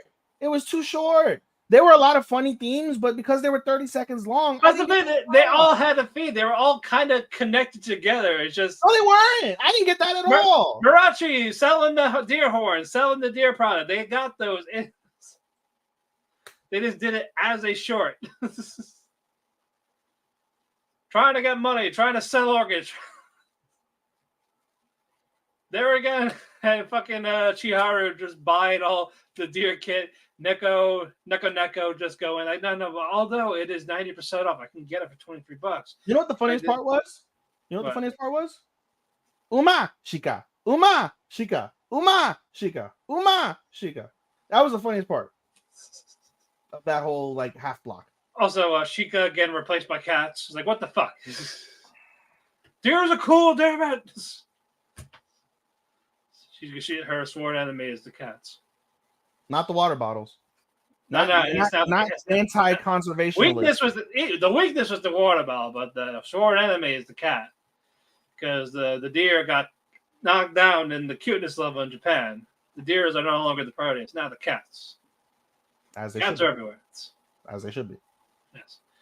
But the other half was part 2 was basically Shika having dots on her face, like these white dots. That was funnier. Yeah, and then fucking Bashime is like, it's a rice disease from the rice patties. Like, you hate the rice.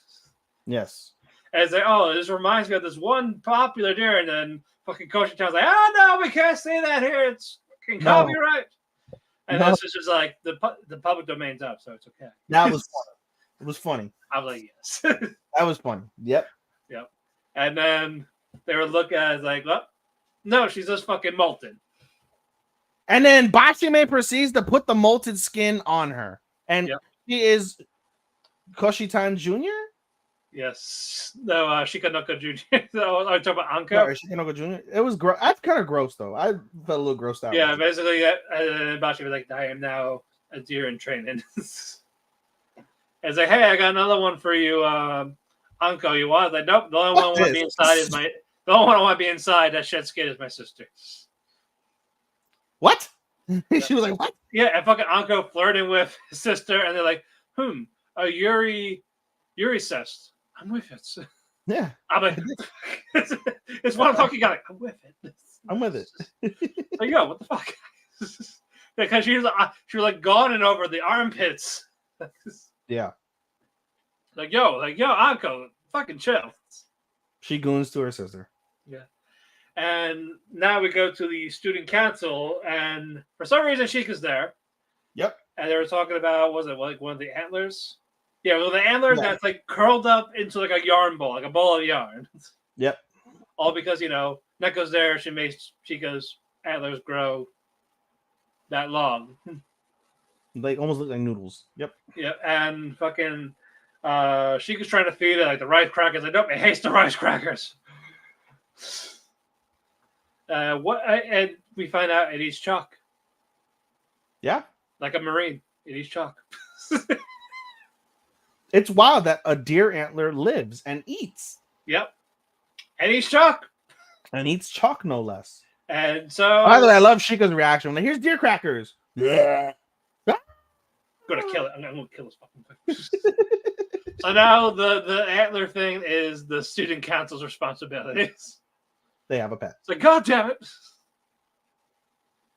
But second half was funnier. Yeah. But... to your point, Matt, if you want logical comedy, this will never be logical comedy. Yeah. It is gag comedy. I was talking to Chris, and we do agree there is a flaw. Too much Shika. Like, I want more of the other characters. I don't want more. I want more. I want more Koshitan. I want more Bashime. I want more of the Yandere sister. I don't. I just want Koshitan. You know what I would want? I want it to be the life and adventures of Koshitan and Shikanoko. And then little bits of all the other characters in between, but it should be just, day to day them. Like, give me something a little more logical. I understand it's gag, put a lot of gag in it. Even tells you it's a brain rot. It's a brain rot comedy. They even said it in one of the shorts. Like, this is your fault, not our problem. Yeah, that was decently funny. So they're hearing people. I was like, yeah, fuck you. I'm not a fan of it. I understand the appeal. More power to you if you enjoy it. Yeah. Like I said, this isn't gonna make my 13, but I'm not gonna drop it because there are just some points that are just really fucking funny. But moving on, let us go with the twins. You want to go twins? We're going twins. Want to go twins? We're going twins. Twins. But basically, put the word left off. Now are we telling June, like, we're not dating? Just want to fool with you. I know you had the house with my sister. Yep, I've known all along. But I was hoping for that 1 second you would forget about her, fill me up.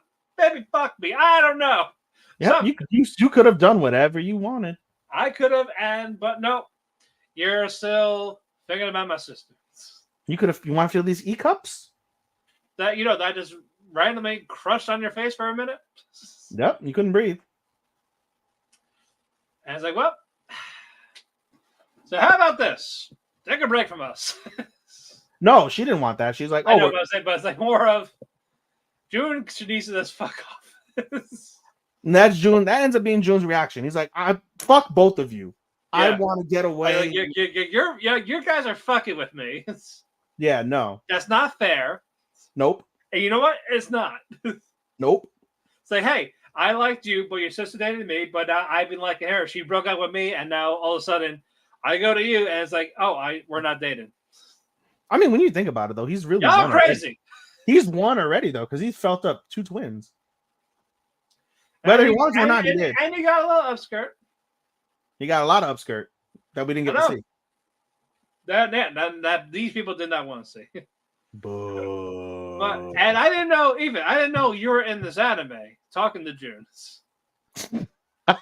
Surprise! I didn't know you were in it because that was literally you. I mean, he did give him good advice at the end. I know, but this is something you would say to people. Like, you didn't fuck him, you got a lip dick? What? It was fucking great. I was like, oh my god, that's all I thought of. Like, this is fucking you.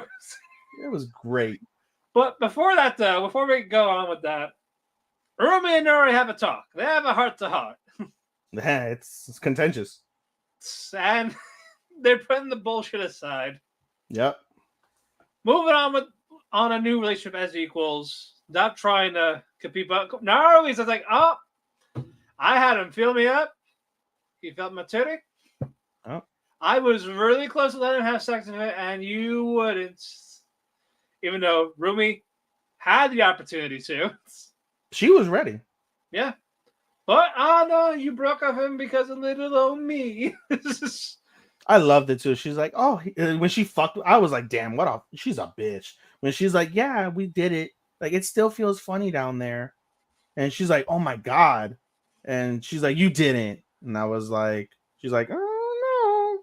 But no, Naori was ruthless with all this. She was. Bro, she is sinister. I love her.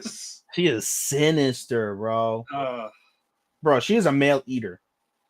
She's probably going to lose. She's a predator, but yeah. She's probably going to lose. But. Probably. Bro. I feel bad for any man that tries to get with her. She's going to eat them alive. Poor June. That's all I'm going to say. Poor June. Bro. But I really hope he fucks both of them. He could. But the great advice June was given, whose pussy do you want to lick more? That was fucking brilliant. I was like, wow. And they don't shy away from it at all. Neither the girls, too. The girls are talking shit, too. I know. They don't bro. This has got to be like T. This is super T rated. Super T. This is almost R. Almost R. No, it's PG-13. Bro, this is like PG 15. The fuck? No, if they showed that fan service stuff, this definitely would have been a mature rating. Oh my god. And I was like, holy shit. bro, just the language. But no, I loved it. They're like, and literally one of the key points to the argument, going in all seriousness, going backwards, is Rumi saying, like, literally, if you weren't my sister, I would not be friends with you. I don't like girls like you, straight up. Yeah. Like, and she's like, you know, you're not Oni-chan, you're Naori, and you're not Oni-chan, you're Rumi. Yep. And so they literally, basically, well, don't call me that anymore. We're like, well, fuck you. yeah. Basically, yeah. But they, you know, and I also loved Rumi's point as well. She's like, whether you like to admit it or not, like, we are identical when you really think about it. Like, you know, we ended up, we fell in love with the same boy. You know, we do all these things together. We look the same. We were treated the same, kind of. Sure, we have different personalities, but when it's all said and done, we're a lot more like each other than you unfortunately want to admit. You know what I mean? So, what you looking for, Matt? I'm looking for my phone. I think it fell down. Womp womp womp. I I got it. was gonna say, would you like me to call it, sir? Nope, I got it. All right. Yeah, it fell down when I was trying to get the cats. Now we're done. Yeah. All right, we're good. But no, this was nice. This was a nice episode. It was a Naori Ruthless. I love her, and liquidative episode. I'll tell you what. And you got good advice from you. Great. Yep. Whose pussy do you want to lick more? Yep. So, well, we're gonna find out which one he wants to lick more. Both of them. Both of them. Moving on. Heroine. Hilarious. And we got the NTR here in this episode. Yes, we did. What even need to talk about this? Oh my god, why do I got to talk about this? Yeah, go ahead. All right. You'll sell it better. I'll sell it better. All right. So the episode starts off. Everyone's on summer break. It's toward the end of summer break, right? And basically, we see Nukamizu. He goes to the bookstore. He gets himself a new manga, and he's like, "Can't wait to get home, read my manga in peace, in my bed, in nice air conditioning. Fuck being out in summer." And he arrives home, and little Nichan is like, "Hey, we got a problem. We got a really serious problem. She just walked in here, and she's eating the curry, and I don't know what's going on." And she's like, "All right, what are you talking about?" And he looks down at the doorstep and sees a pair of sandals, female sandals, and says, "Oh God, no." Walks into the kitchen, and who's in the kitchen, Matt? Anna's in the kitchen, eating the curry. And I never said come in. Yeah, they're like, "Why are you in my house eating my curry?" It's like, "Oh, well, I just, I'm giving all my friends noodles because something happened, and my dad's entire month's pay instead of in yen is in noodles. And I've had so many of these noodles, and it's so nice to have a home cooked meal." And so Nukamizu was like, "So you're saying you got fat because of noodles?" She's like, "No, I didn't get fat. I just ate a lot of noodles." And he's like, "All right, well, have some more curry." She's like, "This is my third plate." What? Yeah. None for the rest of us, sure. For real. So we continue on with the episode. Basically, Nukamizu, basically, or let me phrase that. Anna basically asks later on, like in the episode, like, "Hey, do you want to go with me to a cafe and have a drink with me?" And Nukamizu's like, "Sure, why not?" And Nukamizu, I skipped the part, by the way, which I thought was, let me backtrack a few minutes. I skipped the part where basically Nichan, I forget her name. Kaiju. Yep. So Kaiju basically goes, like, "Hey, can I give you an interview?" And she's like, "Yeah, sure." And she basically puts down a recorder, has a notepad, is very like endearing, and is like, "Okay, I need your name, first and last name, your blood type." That's the case. I need to kill you if you try to take my Oni-chan from me. Yeah, basically. I just want to talk. That was funny. And by the way, I saw they differentiated in the manga, right? They show her face, and it's like very like upbeat, like, oh my god, like kind of creepy. But in the manga, she's like very like kind of like, what's the one I'm looking for? Sly about it. And you see Anna's face, like, what the fuck is this bitch doing? Yep. Like type of thing. But no, so anyway, fast forward, Nukamizu's on the way, and Nukamizu realizes, like, hey, a girl, and she thinks about Kaju's advice. She's like, "Bro, it's a date. The girl told you, let's meet at the cafe by yourselves during the summer on break on a Sunday. It's a date, right?" And so they go to the cafe, and oh, by the way, another part I skipped. I keep skipping all these things. Before the date, I should say, that happened later on. Basically, they go to school, they get someone to school for their project, and they have to submit a summer project basically for school, which is basically another entry into the into whatever book they're making. They're gonna make a collective of all of these short stories that they're doing. And so we see a scene with Komari and Nukamizu, and we get creepy Komari. Yep. Creepy Komari was like, "Oh, I already submitted one," and she's like, "It's number 8." And Nukami's like, "Holy shit, number 8 on the website? That's huge." And she's like, "Yeah, every time I refresh the site, it refreshes." They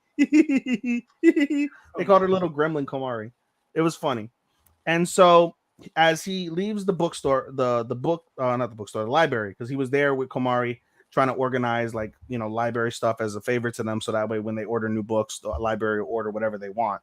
He goes back to the club room and he opens the door to the club room and sees Lemon there, and Lemon is in her gym stuff, but she is what's it called, freaking out low key, and he's like, "Oh, sorry," closes the door. She opens the door immediately.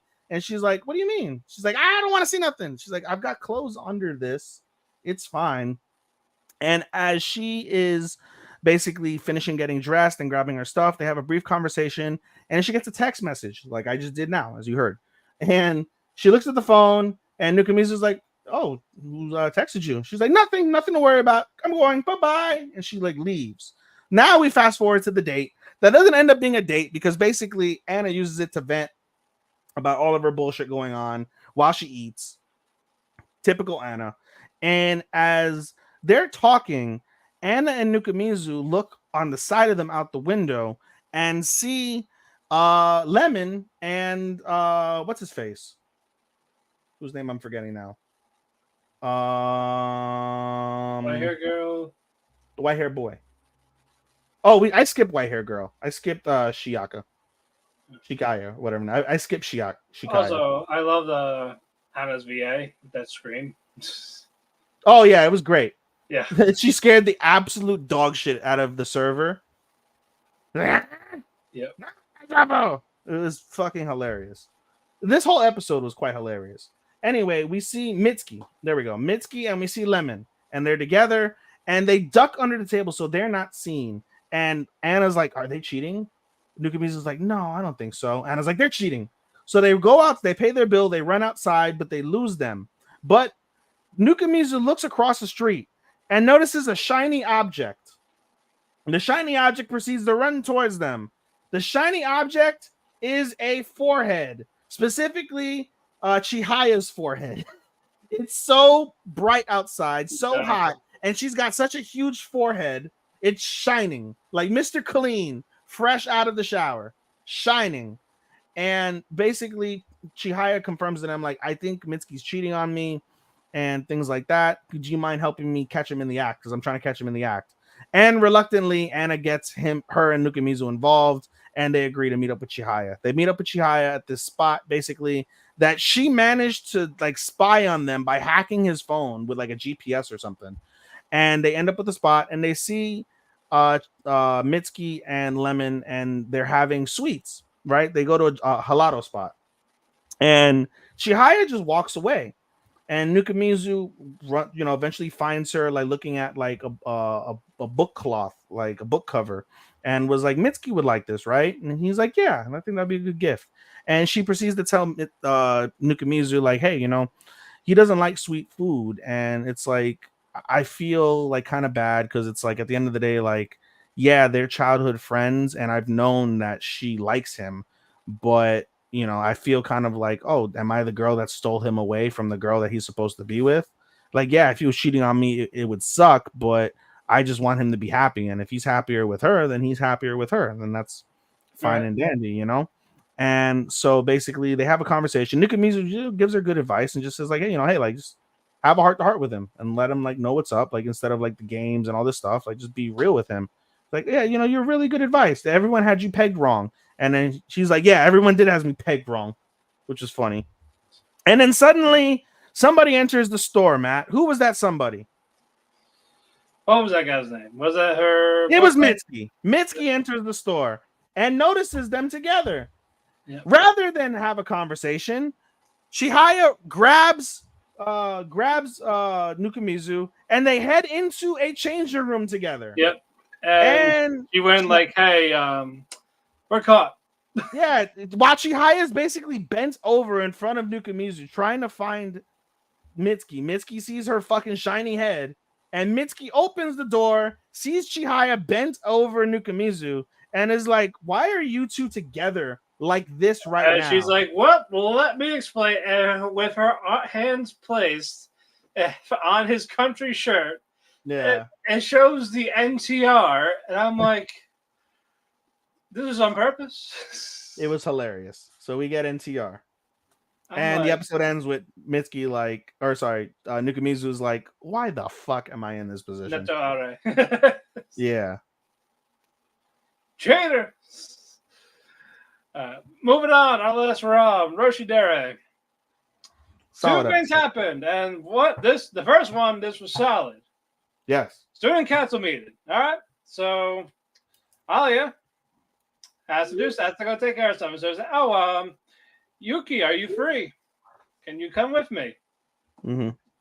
They're walking, casual, Mm-hmm. and Alicia's like, "Hey, can we talk in private?" And Let's go in the empty classroom that we happen to be right next to. Yep. So, what's your relationship with Masachika? Like, I love him.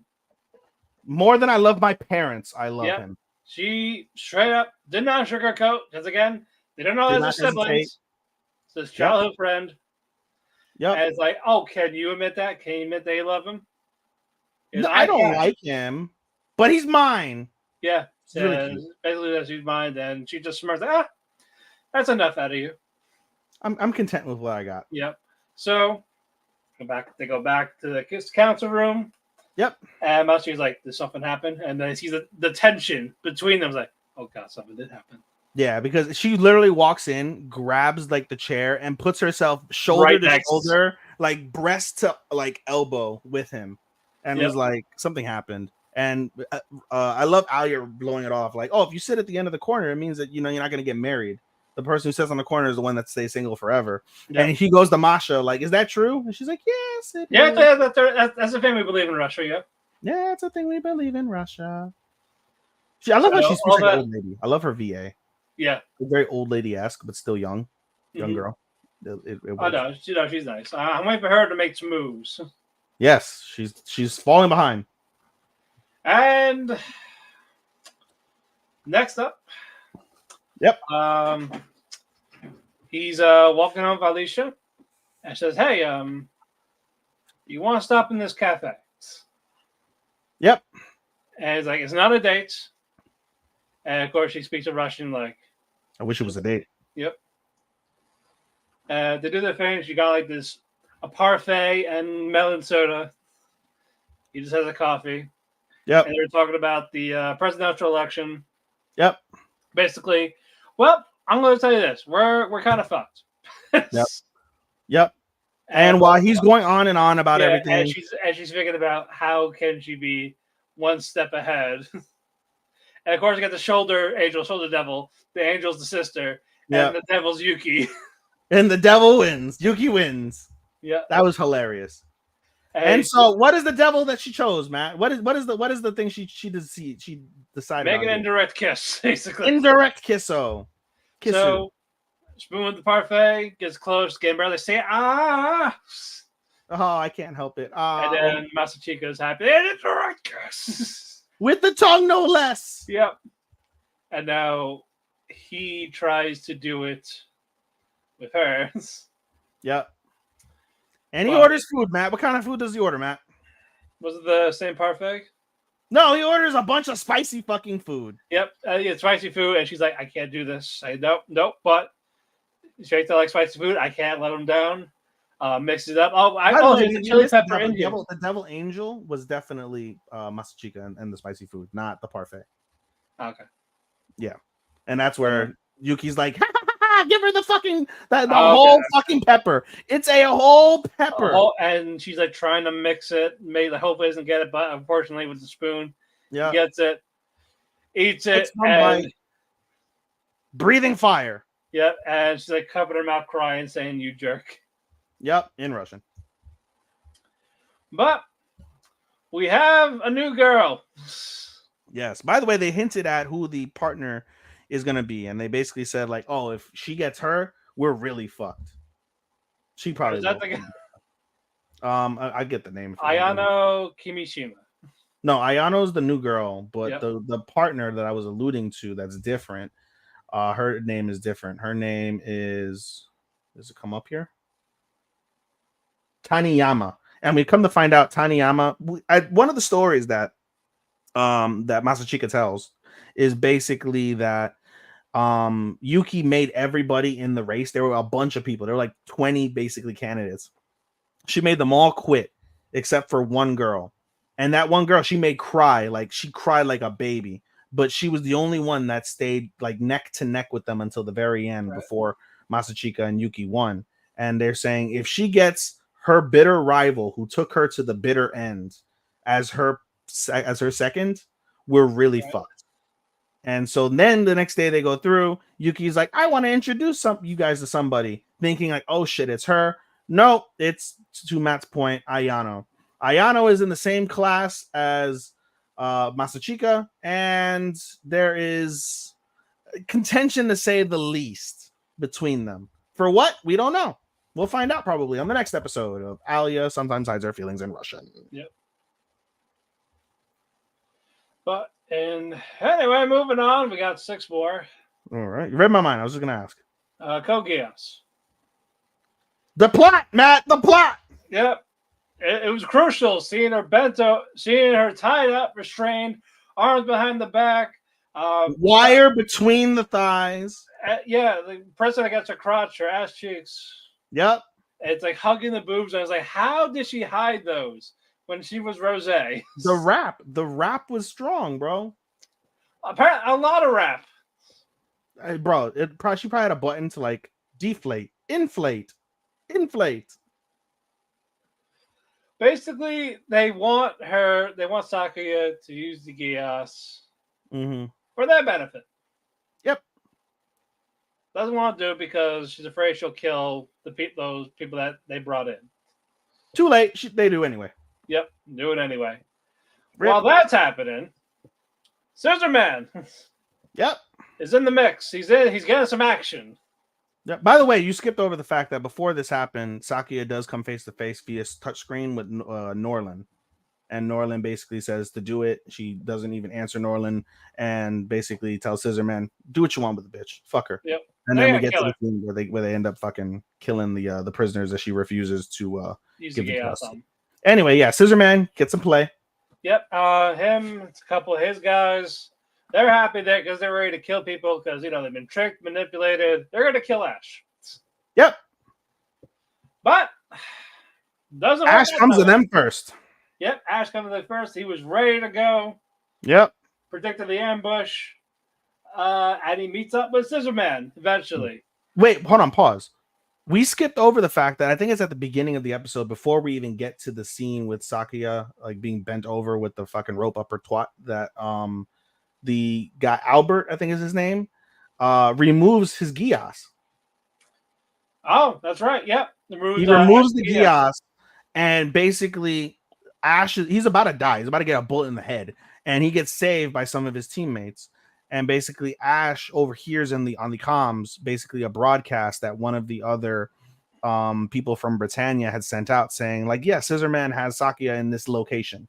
And he's like, all right, well, hopefully that'll keep them busy because we have our own goals in mind. And there's a absolutely humongous nightmare behind him.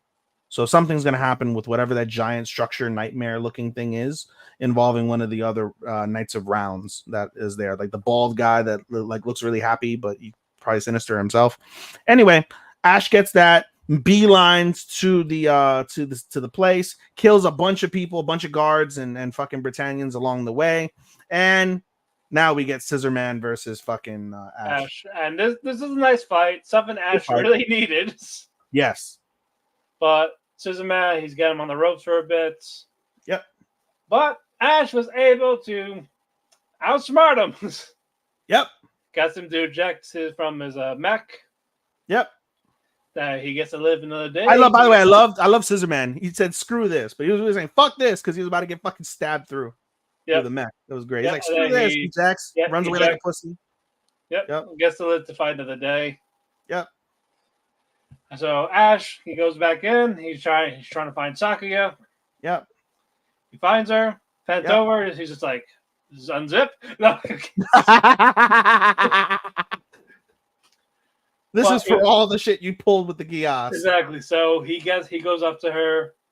Open your mouth. Yeah. No. She's unrestrained. That's not yet. She's not restrained yet. She apologizes. No, she's unhung. She's unhung, but she's still restrained. But she's still tied, just not hanging from the. Yeah. Yeah. She apologizes perfectly at waist level. Yep. But basically, you have every right to be mad at me. If you want, after this, you can kill me. Yep. Do whatever you want, and I will accept it. Just save my sister. Yep. And so Ash says nothing. Pulls out a gun. Cocks the hammer back. End episode. Yep. Cliffhanger. Like, oh, come on. She's just gonna shoot the restraints. Oh yeah, we got what we needed. We got plot. That was the highlight, except for Ash. Plot. Yep. A lot of it. It's not Code Geass about it. You could smell the plot. That's how good it was. Moving on. Wistoria. Great episode. Very nice. The festival is starting. This grand wizard festival. Yep. You see we're seeing some of the games, but it's not like Will yet. Yep. The Queen's watching, or Headmaster, what you want to call her. Headmaster. Yep. Gandalf. All the scouts are watching. Dumbledore's watching. Oh, J.K. Rowling's watching. J.K. Rowling's watching. No, J.K. didn't get invited. Oh, okay. No. Her invitation got lost in the mail. It got sent to a trans rally. I was gonna say, I think a trans person stole it. No, it got sent to the trans community. Like, oh yeah, you guys can go on her behalf. Yay! Yes. And then JK's like, where the fuck's my thing? Why are there so many women with beards? JK Rowling, this fucker. Stop getting me mad at her. Women with broad shoulders? Oh my god, she looks like the Olympian. Even though it was a woman, but you know. It's a weird gray area, but a woman's a woman. Yeah, but that has a lot of testosterone, technically intersex, that's why it comes as the fail thing, but still biological woman. But even the transphobes don't know what a woman is anymore. But anyway. Trans, yay! Not trans, boo! Boo them! It's like, yeah, women good at sports, check the genitals. That's what they do. Let's check them. Well, nowadays you can make fake ones. Yeah, but still. But that's what they check first. It's always that. And it's like, oh, so now it's the chromosomes. Like, fuck you. Just say you don't like them. That's it. Anyway, moving on. Games. The game. Catch the crown, basically. Yes, catch the crown. Basically, it's a race, obstacles. 4 zones. You might meet at fight the some center. teams. Grab the crown. Yep, get it from go to the side of the stadium, get it, you win. Yep. So there's about 4 or 6 teams.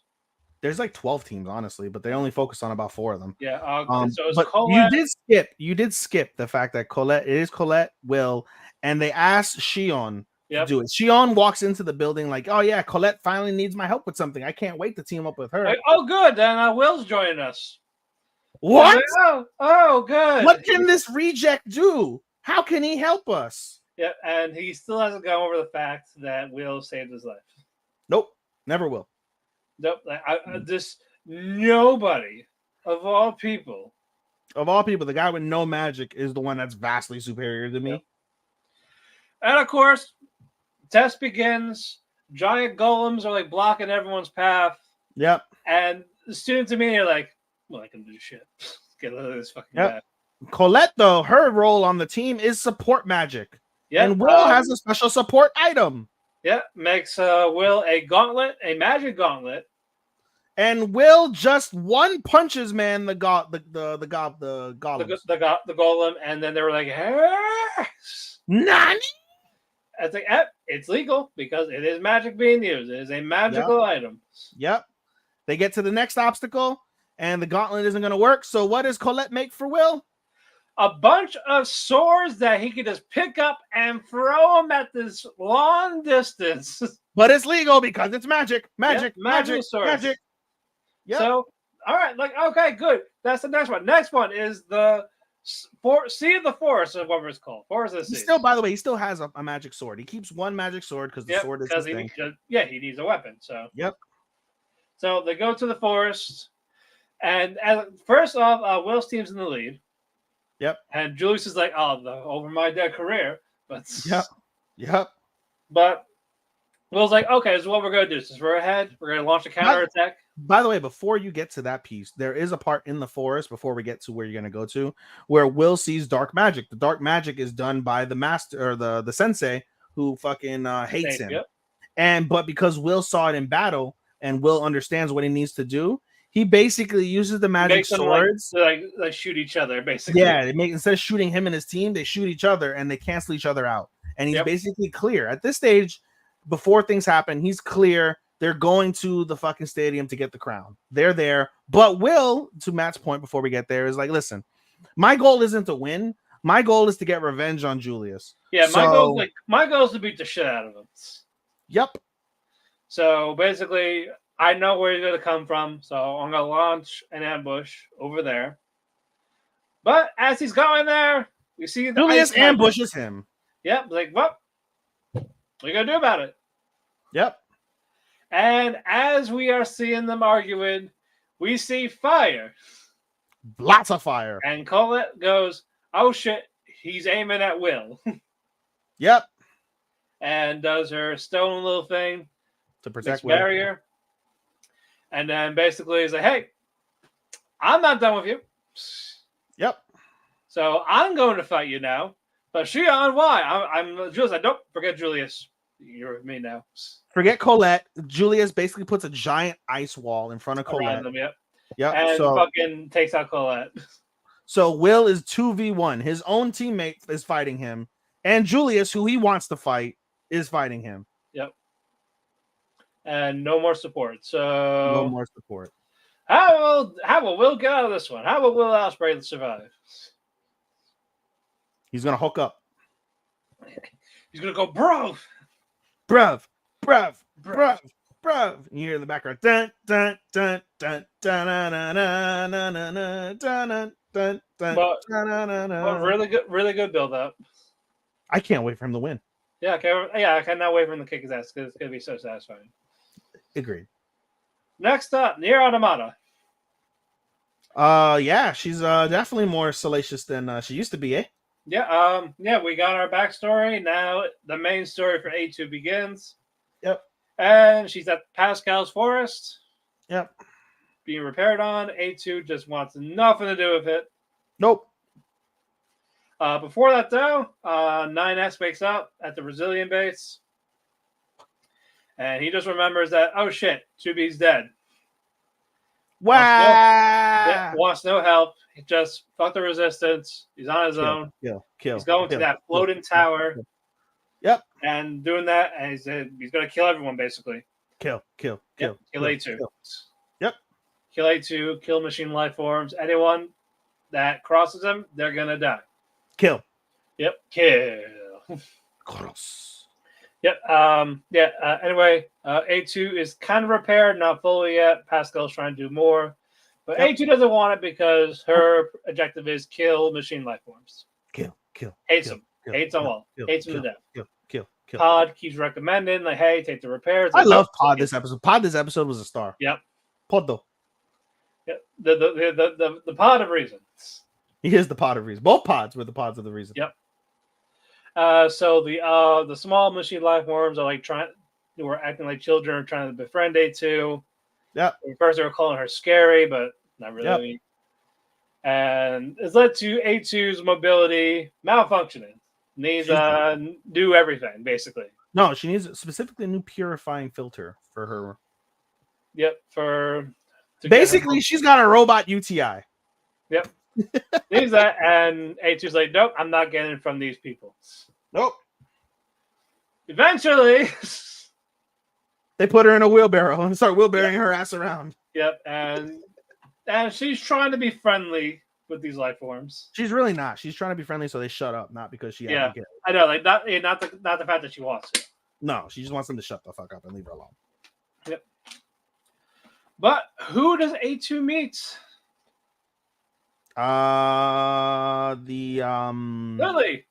Lily, that's right. I was gonna say the two nurses, but that's later. The Lily takes her to them, Mm-hmm. and basically tells them, "Hey, like, you don't have to attack the village." Nope, they're good. Like they are good. Like trust me, we hate them too, but they are okay. They're showing that they are evolved and they can adapt. Yep. And probably believing, like, hey, if they ever turn sideways, you and I will be the first ones to kill them all. Yep. But I thought that was a nice little reunion with A2 and Lily. It was. And that's when Lily was like, oh, you've certainly grown more wild since the last time I saw you. Yeah. Yeah, you can say that again. She's basically a negligee. Yep. But a nice episode. By the way, you did skip over the fact that A2 was originally in the resistance camp and he was the one that got treated, but he wasn't fully treated, which ends up with him like having like issues as well along the way while he's trying to find A2. And then there was a moment you did skip over I thought was really critical. It was basically, A2 man, or sorry, 9B. 9S, sorry, 9S. I was saying 9S this whole time. 9S, as he's walking, he comes across a lily field. I think it's lilies, right? Or they could be hibiscus. I think they might be either hibiscus or lilies. I want to say hibiscus. He comes across a hibiscus field, and basically there's a resistance fighter there making graves. And he's like, humans, would mourn the dead by making them graves. So I'm making graves for our lost. And he sees AB. I'm sorry, 9S. He sees 9S because 9S looks very he looks very grief stricken. He's like, you look like you haven't mourned properly. Would you like to make a grave? And hands him a flower. And 9S is like, fuck this, slaps the flower out of his hand, runs away in grief. And the guy's like, well, see, I told you guys I'm grieved. And 9S is running and running and running. And then eventually his systems malfunction and he falls to the ground. And Pod saying, suggestion, go back to resistance camp and get fully recover. And you just see 9S on the ground just crying and grieving for 2B at the same time wanting to kill everything. So I thought that was a very powerful moment of itself. And he will get that chance. He will. Unfortunately, with A2 by his side, because he's got no motherfucking choice. Yep. But next up, Oshinoko. What an episode. For the most part, it was just the play. Act 1 of the play, part of Act 2. Yep. Nice production. Very. Everyone's doing great. Yep. Kana with her on the wires, doing a little flip acrobat. Cool. I was like, all right, nice. I'm with it. Nice. But I'm gonna get to the MVP of this because that's just really who it is about. It's about Melto. Yep. Our loser actor that has no skill whatsoever. Yep. He was up. He does okay, but when we get to the next act, when he fights Sakuya, we start hearing from people around the crowd. Yeah. Like, they're playing it safe, or why is this guy in here? He's not like great acting. Or just, and they were saying he was the worst part. Yeah. And we get flashback scenes where Raida and the other producer, I guess you could say, they're talking. They're like, why did you choose this guy? Like, all these other guys are fabulous. Why did you choose him? Was it Nori or? Maybe. Let me look and see too. Did he have glasses or no? He did. He did. So yes. Nori. Is it? No, it's not Norio. Is it Norio or Nori? Nori. Unless it's no, it's not him. Hold on. I'm looking for it as well. I'm trying. It wasn't Toshiro. No, he didn't have black hair. He had brown hair, right? Yes, I believe so. So it's either Masaya. Yeah, it's probably Masaya. Masaya. Yep. Yes. Yep. No. you're about to see. Yeah, he had no It glasses. is Masaya. It is 100% Masaya. Yep, and he's like, just watch. Yeah, he's like, oh well, if he doesn't bloom, he doesn't bloom, but I think he'll bloom just fine. Yep, like he wanted to redeem himself after that drama. Yeah, and then we continue on with that same aspect where he's trying and trying and trying. And by the way, I said that comment because if they pan into like the prop swords, and everyone's prop swords look nice and pretty, except for his. His is wilted and fucking like torn. He's been gripping and using the hell out of his prop. And basically, we get to that scene where he continues, and he's like, I guess I don't know whether he thought about the online criticism, but he just notices everyone around him how fucked up he is, and he finally goes back to see his acting, and he's like, wow, no wonder people talk shit about me. This acting is atrocious. Like the fuck. And so then he really, for the first time, takes things seriously. He takes it so seriously. Yeah, like because he actually does like acting, just has never put enough effort in it. And we get his backstory. Basically, like he's always been handed good things. He lost his virginity when he was like in middle school because like an older girl like wanted to fuck him, so she took advantage of him, took his virginity, and then like he's always been a heartthrob with the ladies, and he's used acting as a vehicle to basically get better with the ladies and make money, but he's never loved it. That's the thing. It's the opposite, Matt. He never really loved acting, but he was inspired by everything that happened with Aqua and Kana during that, and he's noticed how shitty his acting was, and he's like, wow, no wonder. And so then he's like, he starts really putting emphasis on it, but he hits a wall and he can't figure it out, and he goes to Aqua for advice. I know. He basically did what what's her face did last season during voice actor radio. He even says as much. He's like, it took a lot for me to, in essence, prostrate myself before you to ask for advice. Oh, before that though, kind of did try to help him out before going to Aqua. Yeah, before that, but he goes to Aqua, and Aqua's like, just keep sucking. And basically like, hey, you're bad, but you could use it as an advantage. And he's like, what the fuck do you mean? That's the advice you give me? I came up to you, like literally, I'm basically embarrassing myself before you, and that's what you give me? And he's like, no. He's like, you can be bad, but you can use that to the advantage. And then he finally figures out what that means. Yeah, you can be mid at everything, but if you put your all into one particular moment, scene, objective, if you put your entire soul into this, that should mask how bad you are everywhere else. Yeah. And he proceeds to do that. Yep. And first the offer's like, it's exactly like the manga. Yeah. Yoriko, the one that was very harsh on him, was surprised. Yeah, and he actually, what he does, because Matt skipped over it, is basically he improvs the move, and he literally, with all of these thoughts in his head, the whispers going on around the venue, the theater, he basically goes off. He improvises. He does like some sort of actual legitimate like martial arts move. More oomph in this stuff. The body language, the facial expression, everything was on point. He threw his soul into that moment. And even Sakuya was like, "Holy shit! Like this is."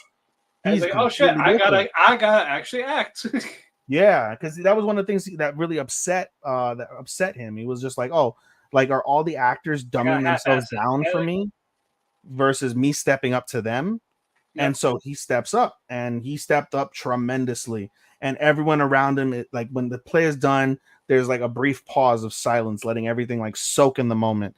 And then everybody starts cheering. We see the homegirl that you just said, Matt, who was super critical of him. She's in tears with how moving that performance was. And then we see, what's his face? Masaya. And he's like, see, told you he'd bloom. Yep. And they take a break. Mug goes to the back.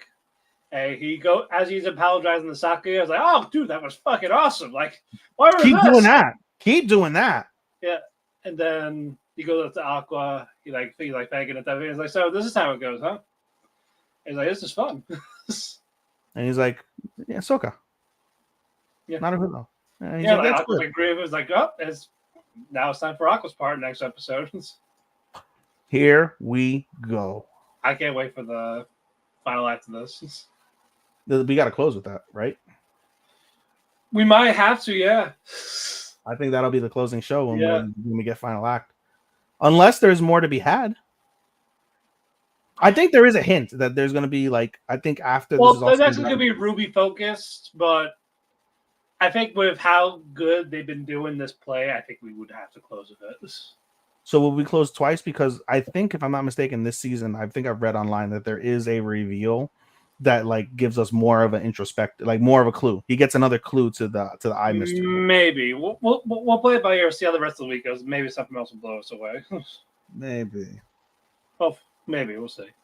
But co-main, Spice and Wolf, Cute. very cute. Basically, we're picking up where we left off. They're doing the whole stock thing. Yep. All we kept hearing is, "We got a buyer. We got a buyer." We got a buyer. So the price of the pyrite Up. going up.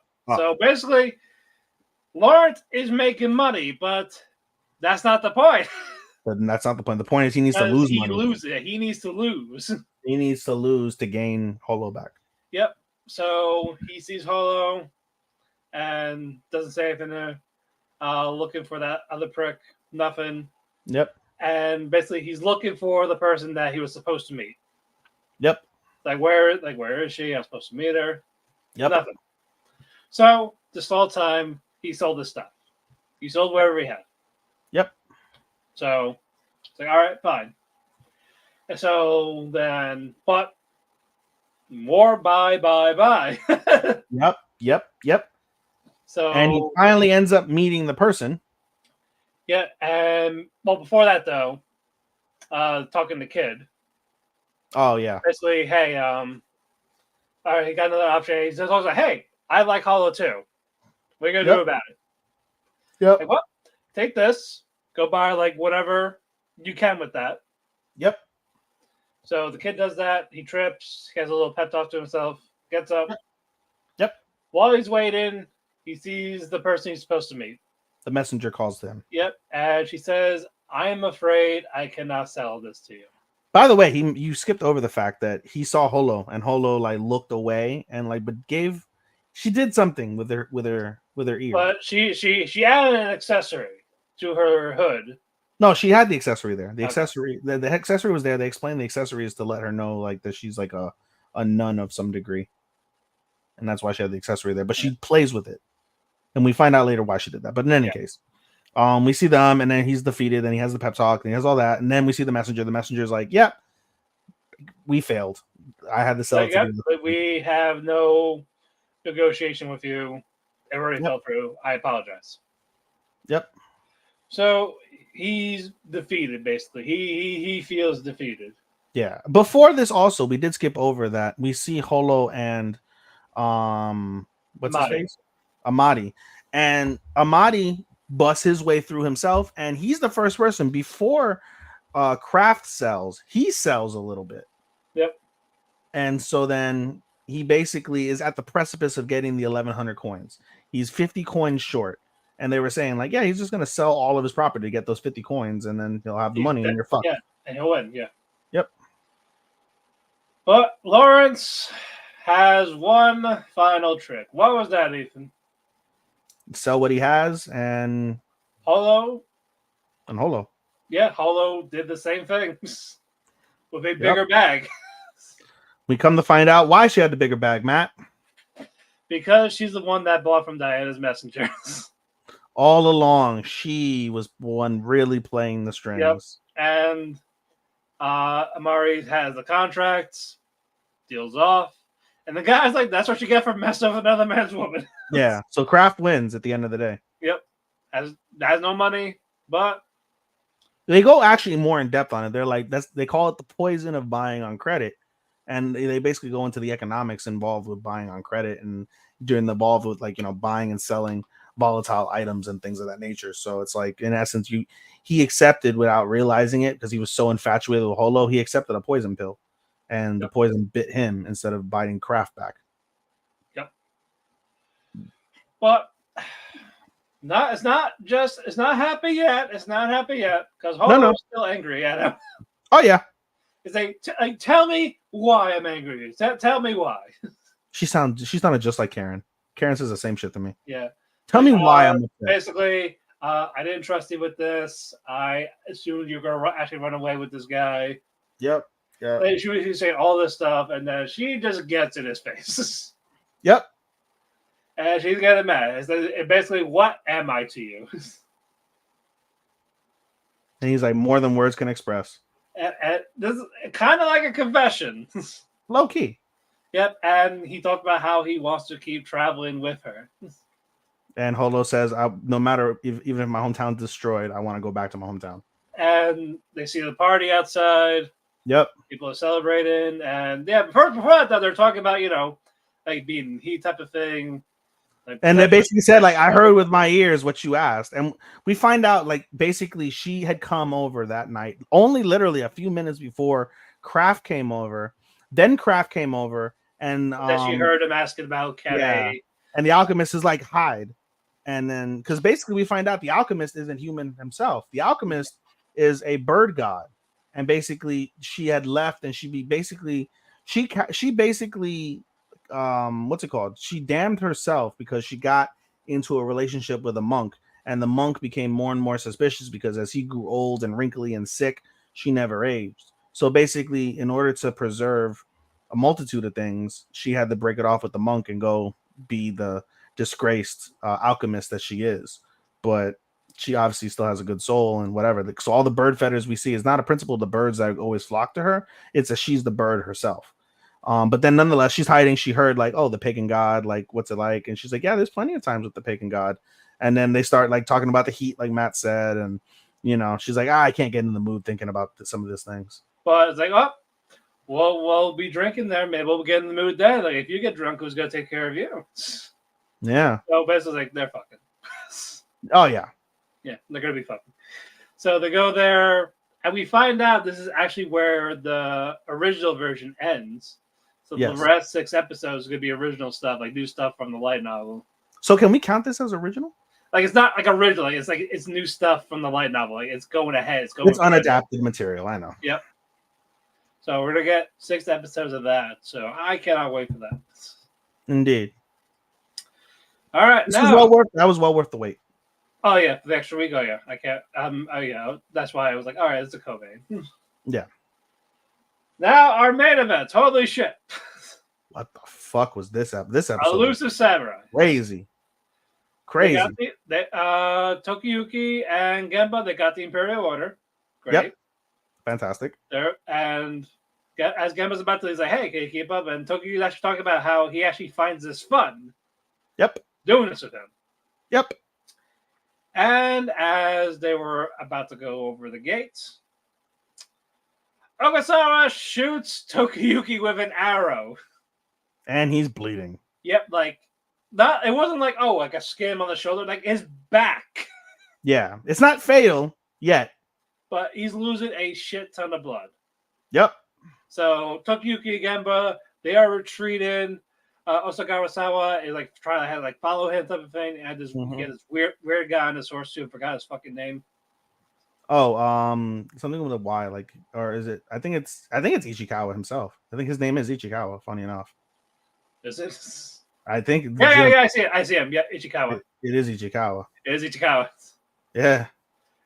Basically, again, we'll try to do some distractions. Not really working. Nope. Well, it works for a little bit, not long. Yep. Nope. Because Osagarasawa, he shot another arrow. He's got that great aim. Yep. We got eyes and ears. Yep. Ichikawa helped him too. So. Yep. Tokiyuki. By the way, I thought it was so creepy, like the gay bromance with Ichikawa and him. Oh yeah. That was creepy. I was like, what the hell is happening? Yeah, it was homoerotic creepiness is what it was happening. But Tokiyuki, he can't continue. Lost too much blood. Yep. So Genba is like, you know what? I'm gonna do this myself. Yep. Just illusions, like this purple fog. Yep. Very fast. Yep. Makes these fuckers retreat. Like, oh, this guy's a badass. This kid. Love this kid. Yeah. So they win for now. Yep. Genba goes to Tokiyuki, tries to help him out. Yep. And Tokiyuki talked about, he's saying like he actually enjoyed this. And Genba's like, you know what? And he had a flashback and said, like, well, even if you make friends, make sure they still pay you. Make money. Yep. So he says he wants a province. I want a province when this is over. Mm-hmm. And if I can't get it, I'm going to haunt you. I'm going to haunt your kids. Yep. And then Toki lights up, like, oh, you're going to play with my kids. And he's getting excited, but, passes out. Blood loss again. Yep. He's awake. Yep. Gives him a pep talk, like tries to talk to him, checks up on him. Mm-hmm. And we get angry warriors, women.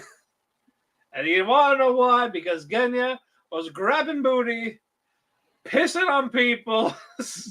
Flying pissing. Flying pissing. He did a Ric Flair helicopter, but with piss. The helicopter had me dying. Yeah, he was doing all this, like causing mayhem. It's like, you better calm him down now, or we're going to murder him. Yep. He'll calm him down, but Suwa was talking about Takuji or Ashikaga. Yep. Basically, our main antagonist of the show. Yep. We go to Ashikaga. Yep. And one of Suwa's guys was like, hey, we're gonna stop you. You're not crossing, you're not going for this gate. Okay. We have all these men here. Yep. Ready to fight. And then all of a sudden this long slash. Basically the longest katana ever. Decapitates almost everyone there. Blood everywhere. Just heads literally rolling on the floor. Except for this rebel guy. Yep. Who just sees all of this. And what does he do after this? What does this antagonist do right after? He greets his fans. Yep, he greets but wait, you're dead. Yeah. No, they're all like greeting like these headless smiling. So and he doesn't know what to do. He's like getting like swamps in with all these like corpses like shrouded in like a sea. No one's listening to him. Everybody's focused on this man that he just killed them, but they all look at him with such reverence, like he is a god. Yeah, he could be. He could be a god. He gotta be a god. Yeah, but then Ashikaga just. But the human has 6 eyes inside of 1 eye. Yeah, but Ashikaga, he walks through this gate to this palace. No issue. I was like, holy shit. That was creepy. Again, like, talk about an entrance. It's like every time this guy shows up on the fucking show, creepiness ensues, death ensues, and he has like this smile on his face. Who was it? I think was it Starman or was it like Angel or somebody that said it was like, oh, he's like Aizen. He really is like Aizen. It could be Amanda. I'm not sure. Somebody said it. Like, man, it's like he's like Aizen. Yeah, he is pretty much. Yes, he's fucking Aizen. So I'm like, oh man, I can't wait to see more of this guy. He might be. I think he legitimately might be in the front running for antagonist of the season. Oh yeah, for sure. Now I haven't thought about awards whatsoever until this very. Because I really can't call 9S or A2 antagonists, given how the story's going to go. Julius is a prick. Yuki's Yuki. Todoroki's the only not Todoroki. What's his face? The guy from My Hero? Yeah, My Hero. I forget his name now. Damn it. Todoroki. It is Todoroki. No, not Todoroki. No, pulling it up now. Not Awful One. Shigaraki. Yeah, he's up there himself. Maybe, but I was like, he did his shtick. I wouldn't want to give it to Shigaraki over this guy though. But again, Shigaraki has done nothing new. We've got because all the other ones, fucking Oshi, no antagonist really. Aoya, none. Divisible, I guess you call Naori a fucking antagonist, but not the same. Nokotan, nothing. Not. Stepsister, nothing. Twilight, nothing. Otonoko, nothing. I guess you can say Norlin. He's up there for Gias. A little bit, yeah. Lame. Shigaraki, we said. What's his face? We said Takauji is there. That's the guy. Atri, not really. Maybe later, but yeah. Wait, we don't. Yeah, we haven't met the guy yet. Too many losing heroines, nothing. Shoshimin, nothing. Wistoria, like you said, Julius is just a dick, but he's not really an antagonist. Tower of God, that'll come up. If they actually show the guy. Yeah, Nier, VTuber, and Spice Nothing. So we only have legitimately 3, I'd say, concrete antagonists, and he leads the bunch. Oh yeah, no, I just need to see more of him to solidify that. Right. And I hope we do, because again, it's fantastic so far. Every time I see him, it's like I need more of this guy. I know we'll probably get season 2, hopefully. He makes the show. Yeah, him and Genya have been my favorites. Yeah, and Sue was pretty funny. Sue was funny. For me, it's definitely Hojo and Takauji. Obviously, antagonist, protagonist, but they really do a fantastic job. And even the support. Tokiyuki is a contender for protagonist, not yet. Agreed. I got a couple. I got him. I got Will. For protagonist. Yes, I mean, yeah, kind of. Will's up there. Will's up there for me. Kind of those two. Deku's always in the running. Unless you want to give it to Sakuya, but Deku's always in the running. I was thinking Sakuya, but I don't think I would. Nah, I honestly put Ash over her. Honestly. Craft. I mean, I guess Aqua maybe. I would say out of the bunch, Will. Yeah, as I said, right now, Will and Tokiyuki are my contenders. Yeah, I'd say Will for me. Tokiyuki second, yeah. Oh, we'll get to that, but before we wrap up, we are basically around the halfway point. So, closing thoughts. I always say it. This is fucking tremendous season. One of the best seasons we've had in such a long ass time. This is really fantastic. It's really a quality season and plenty of surprises. So, yeah, no, like I said, the 13 is going to be super hard. 13 is going to be hard. 13 is going to be very difficult. I almost feel like saying let's extend to the 15. No, we gotta be fair. I know. One more closing thought, because you're not going to get to this plug unless you want to start plugging it from now on. But I decided to use my Twitch. Yep. So I connected my Twitch. You can follow me at Showstopper249. SHOSTOPPA 24 numero 9 Q. Yep. But with that, guys, the cafe is closed. You can follow me on Twitter at DavidPhoenix12. You can follow my Instagram at Evergarden Cosplay. You can follow Ethan at AnimeDasky24 for his Instagram, and his Twitter at Showstopper24. Follow our Facebook page, Otalku Cafe. Follow our Twitter at Otalku Cafe Anime. We have a link tree for listen to your favorite podcast, whether it be the Apple Music, the Spotify, Amazon, iHeartRadio, YouTube. We have a video replay on YouTube on WT Network and Dershi Radio's channels, so follow them there. Episodes are coming. We got the backlog cut up. I just gotta post them on the Facebook group. On the Facebook page, see how I want to do it going forward. I might just do like copy paste the summary and then do a link to like the YouTube, the Spotify, and all that. Yeah, however you want to do it. Yeah, however you want to do it, let me know, because I could do it on the same for Instagram. Yeah, because I can't do it on Twitter because character limits, but I can just post a link, copy paste. Okay, here's this. Put a couple shows done like that. Yeah. We want to thank Sean, our editor. Thank you so much for getting those 4 episodes out in a course of no time. Like, you did our last one as we finished. Yeah, and shout out to Sean too, because basically he's kind of had a commitment to us that we're going to get them out even sooner. So we're looking at sometime around Wednesday evening is where we're looking to post. So stay tuned for that officially going live. But that's kind of our goal at the show, is to basically record on Tuesdays or record whenever we can, and then basically the next day in the evening we plan to post. So you're not too far behind. Right. But we have, if you want to see the video replays, again, they're on the WT Network and Dershi Radio YouTube channels. Also follow them and Chairshot as well at Dershi Radio, at Chairshot Media, and at W2M Network. We'll be here next week where I have my first season finale with Suicide Squad Isekai. Other good show goodness. No more delays because the Olympics are over. Nier. So, oh, yeah, that's right. Nier is off this week. One more, buddy. Yeah, and hopefully that's it for the rest of the season. We will see. So until then, oyasumi and good night. Hopefully no technical issues this time when I play the outro. Goodbye, Sekai. Bye-bye.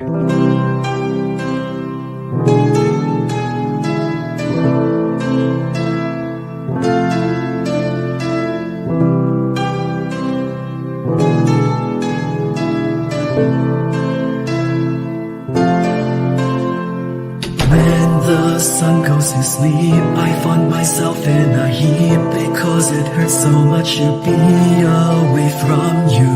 It makes my day when I get a text from you. But still I say goodbye again. Let's hope this isn't the last time that I see your face. But hey, it's fine. I know everybody needs a little space. There's no one to blame. Goodbye again. Let's hope this isn't the last time that I hear your voice. But it's your choice. I can't keep you here forever. Just promise me that you'll come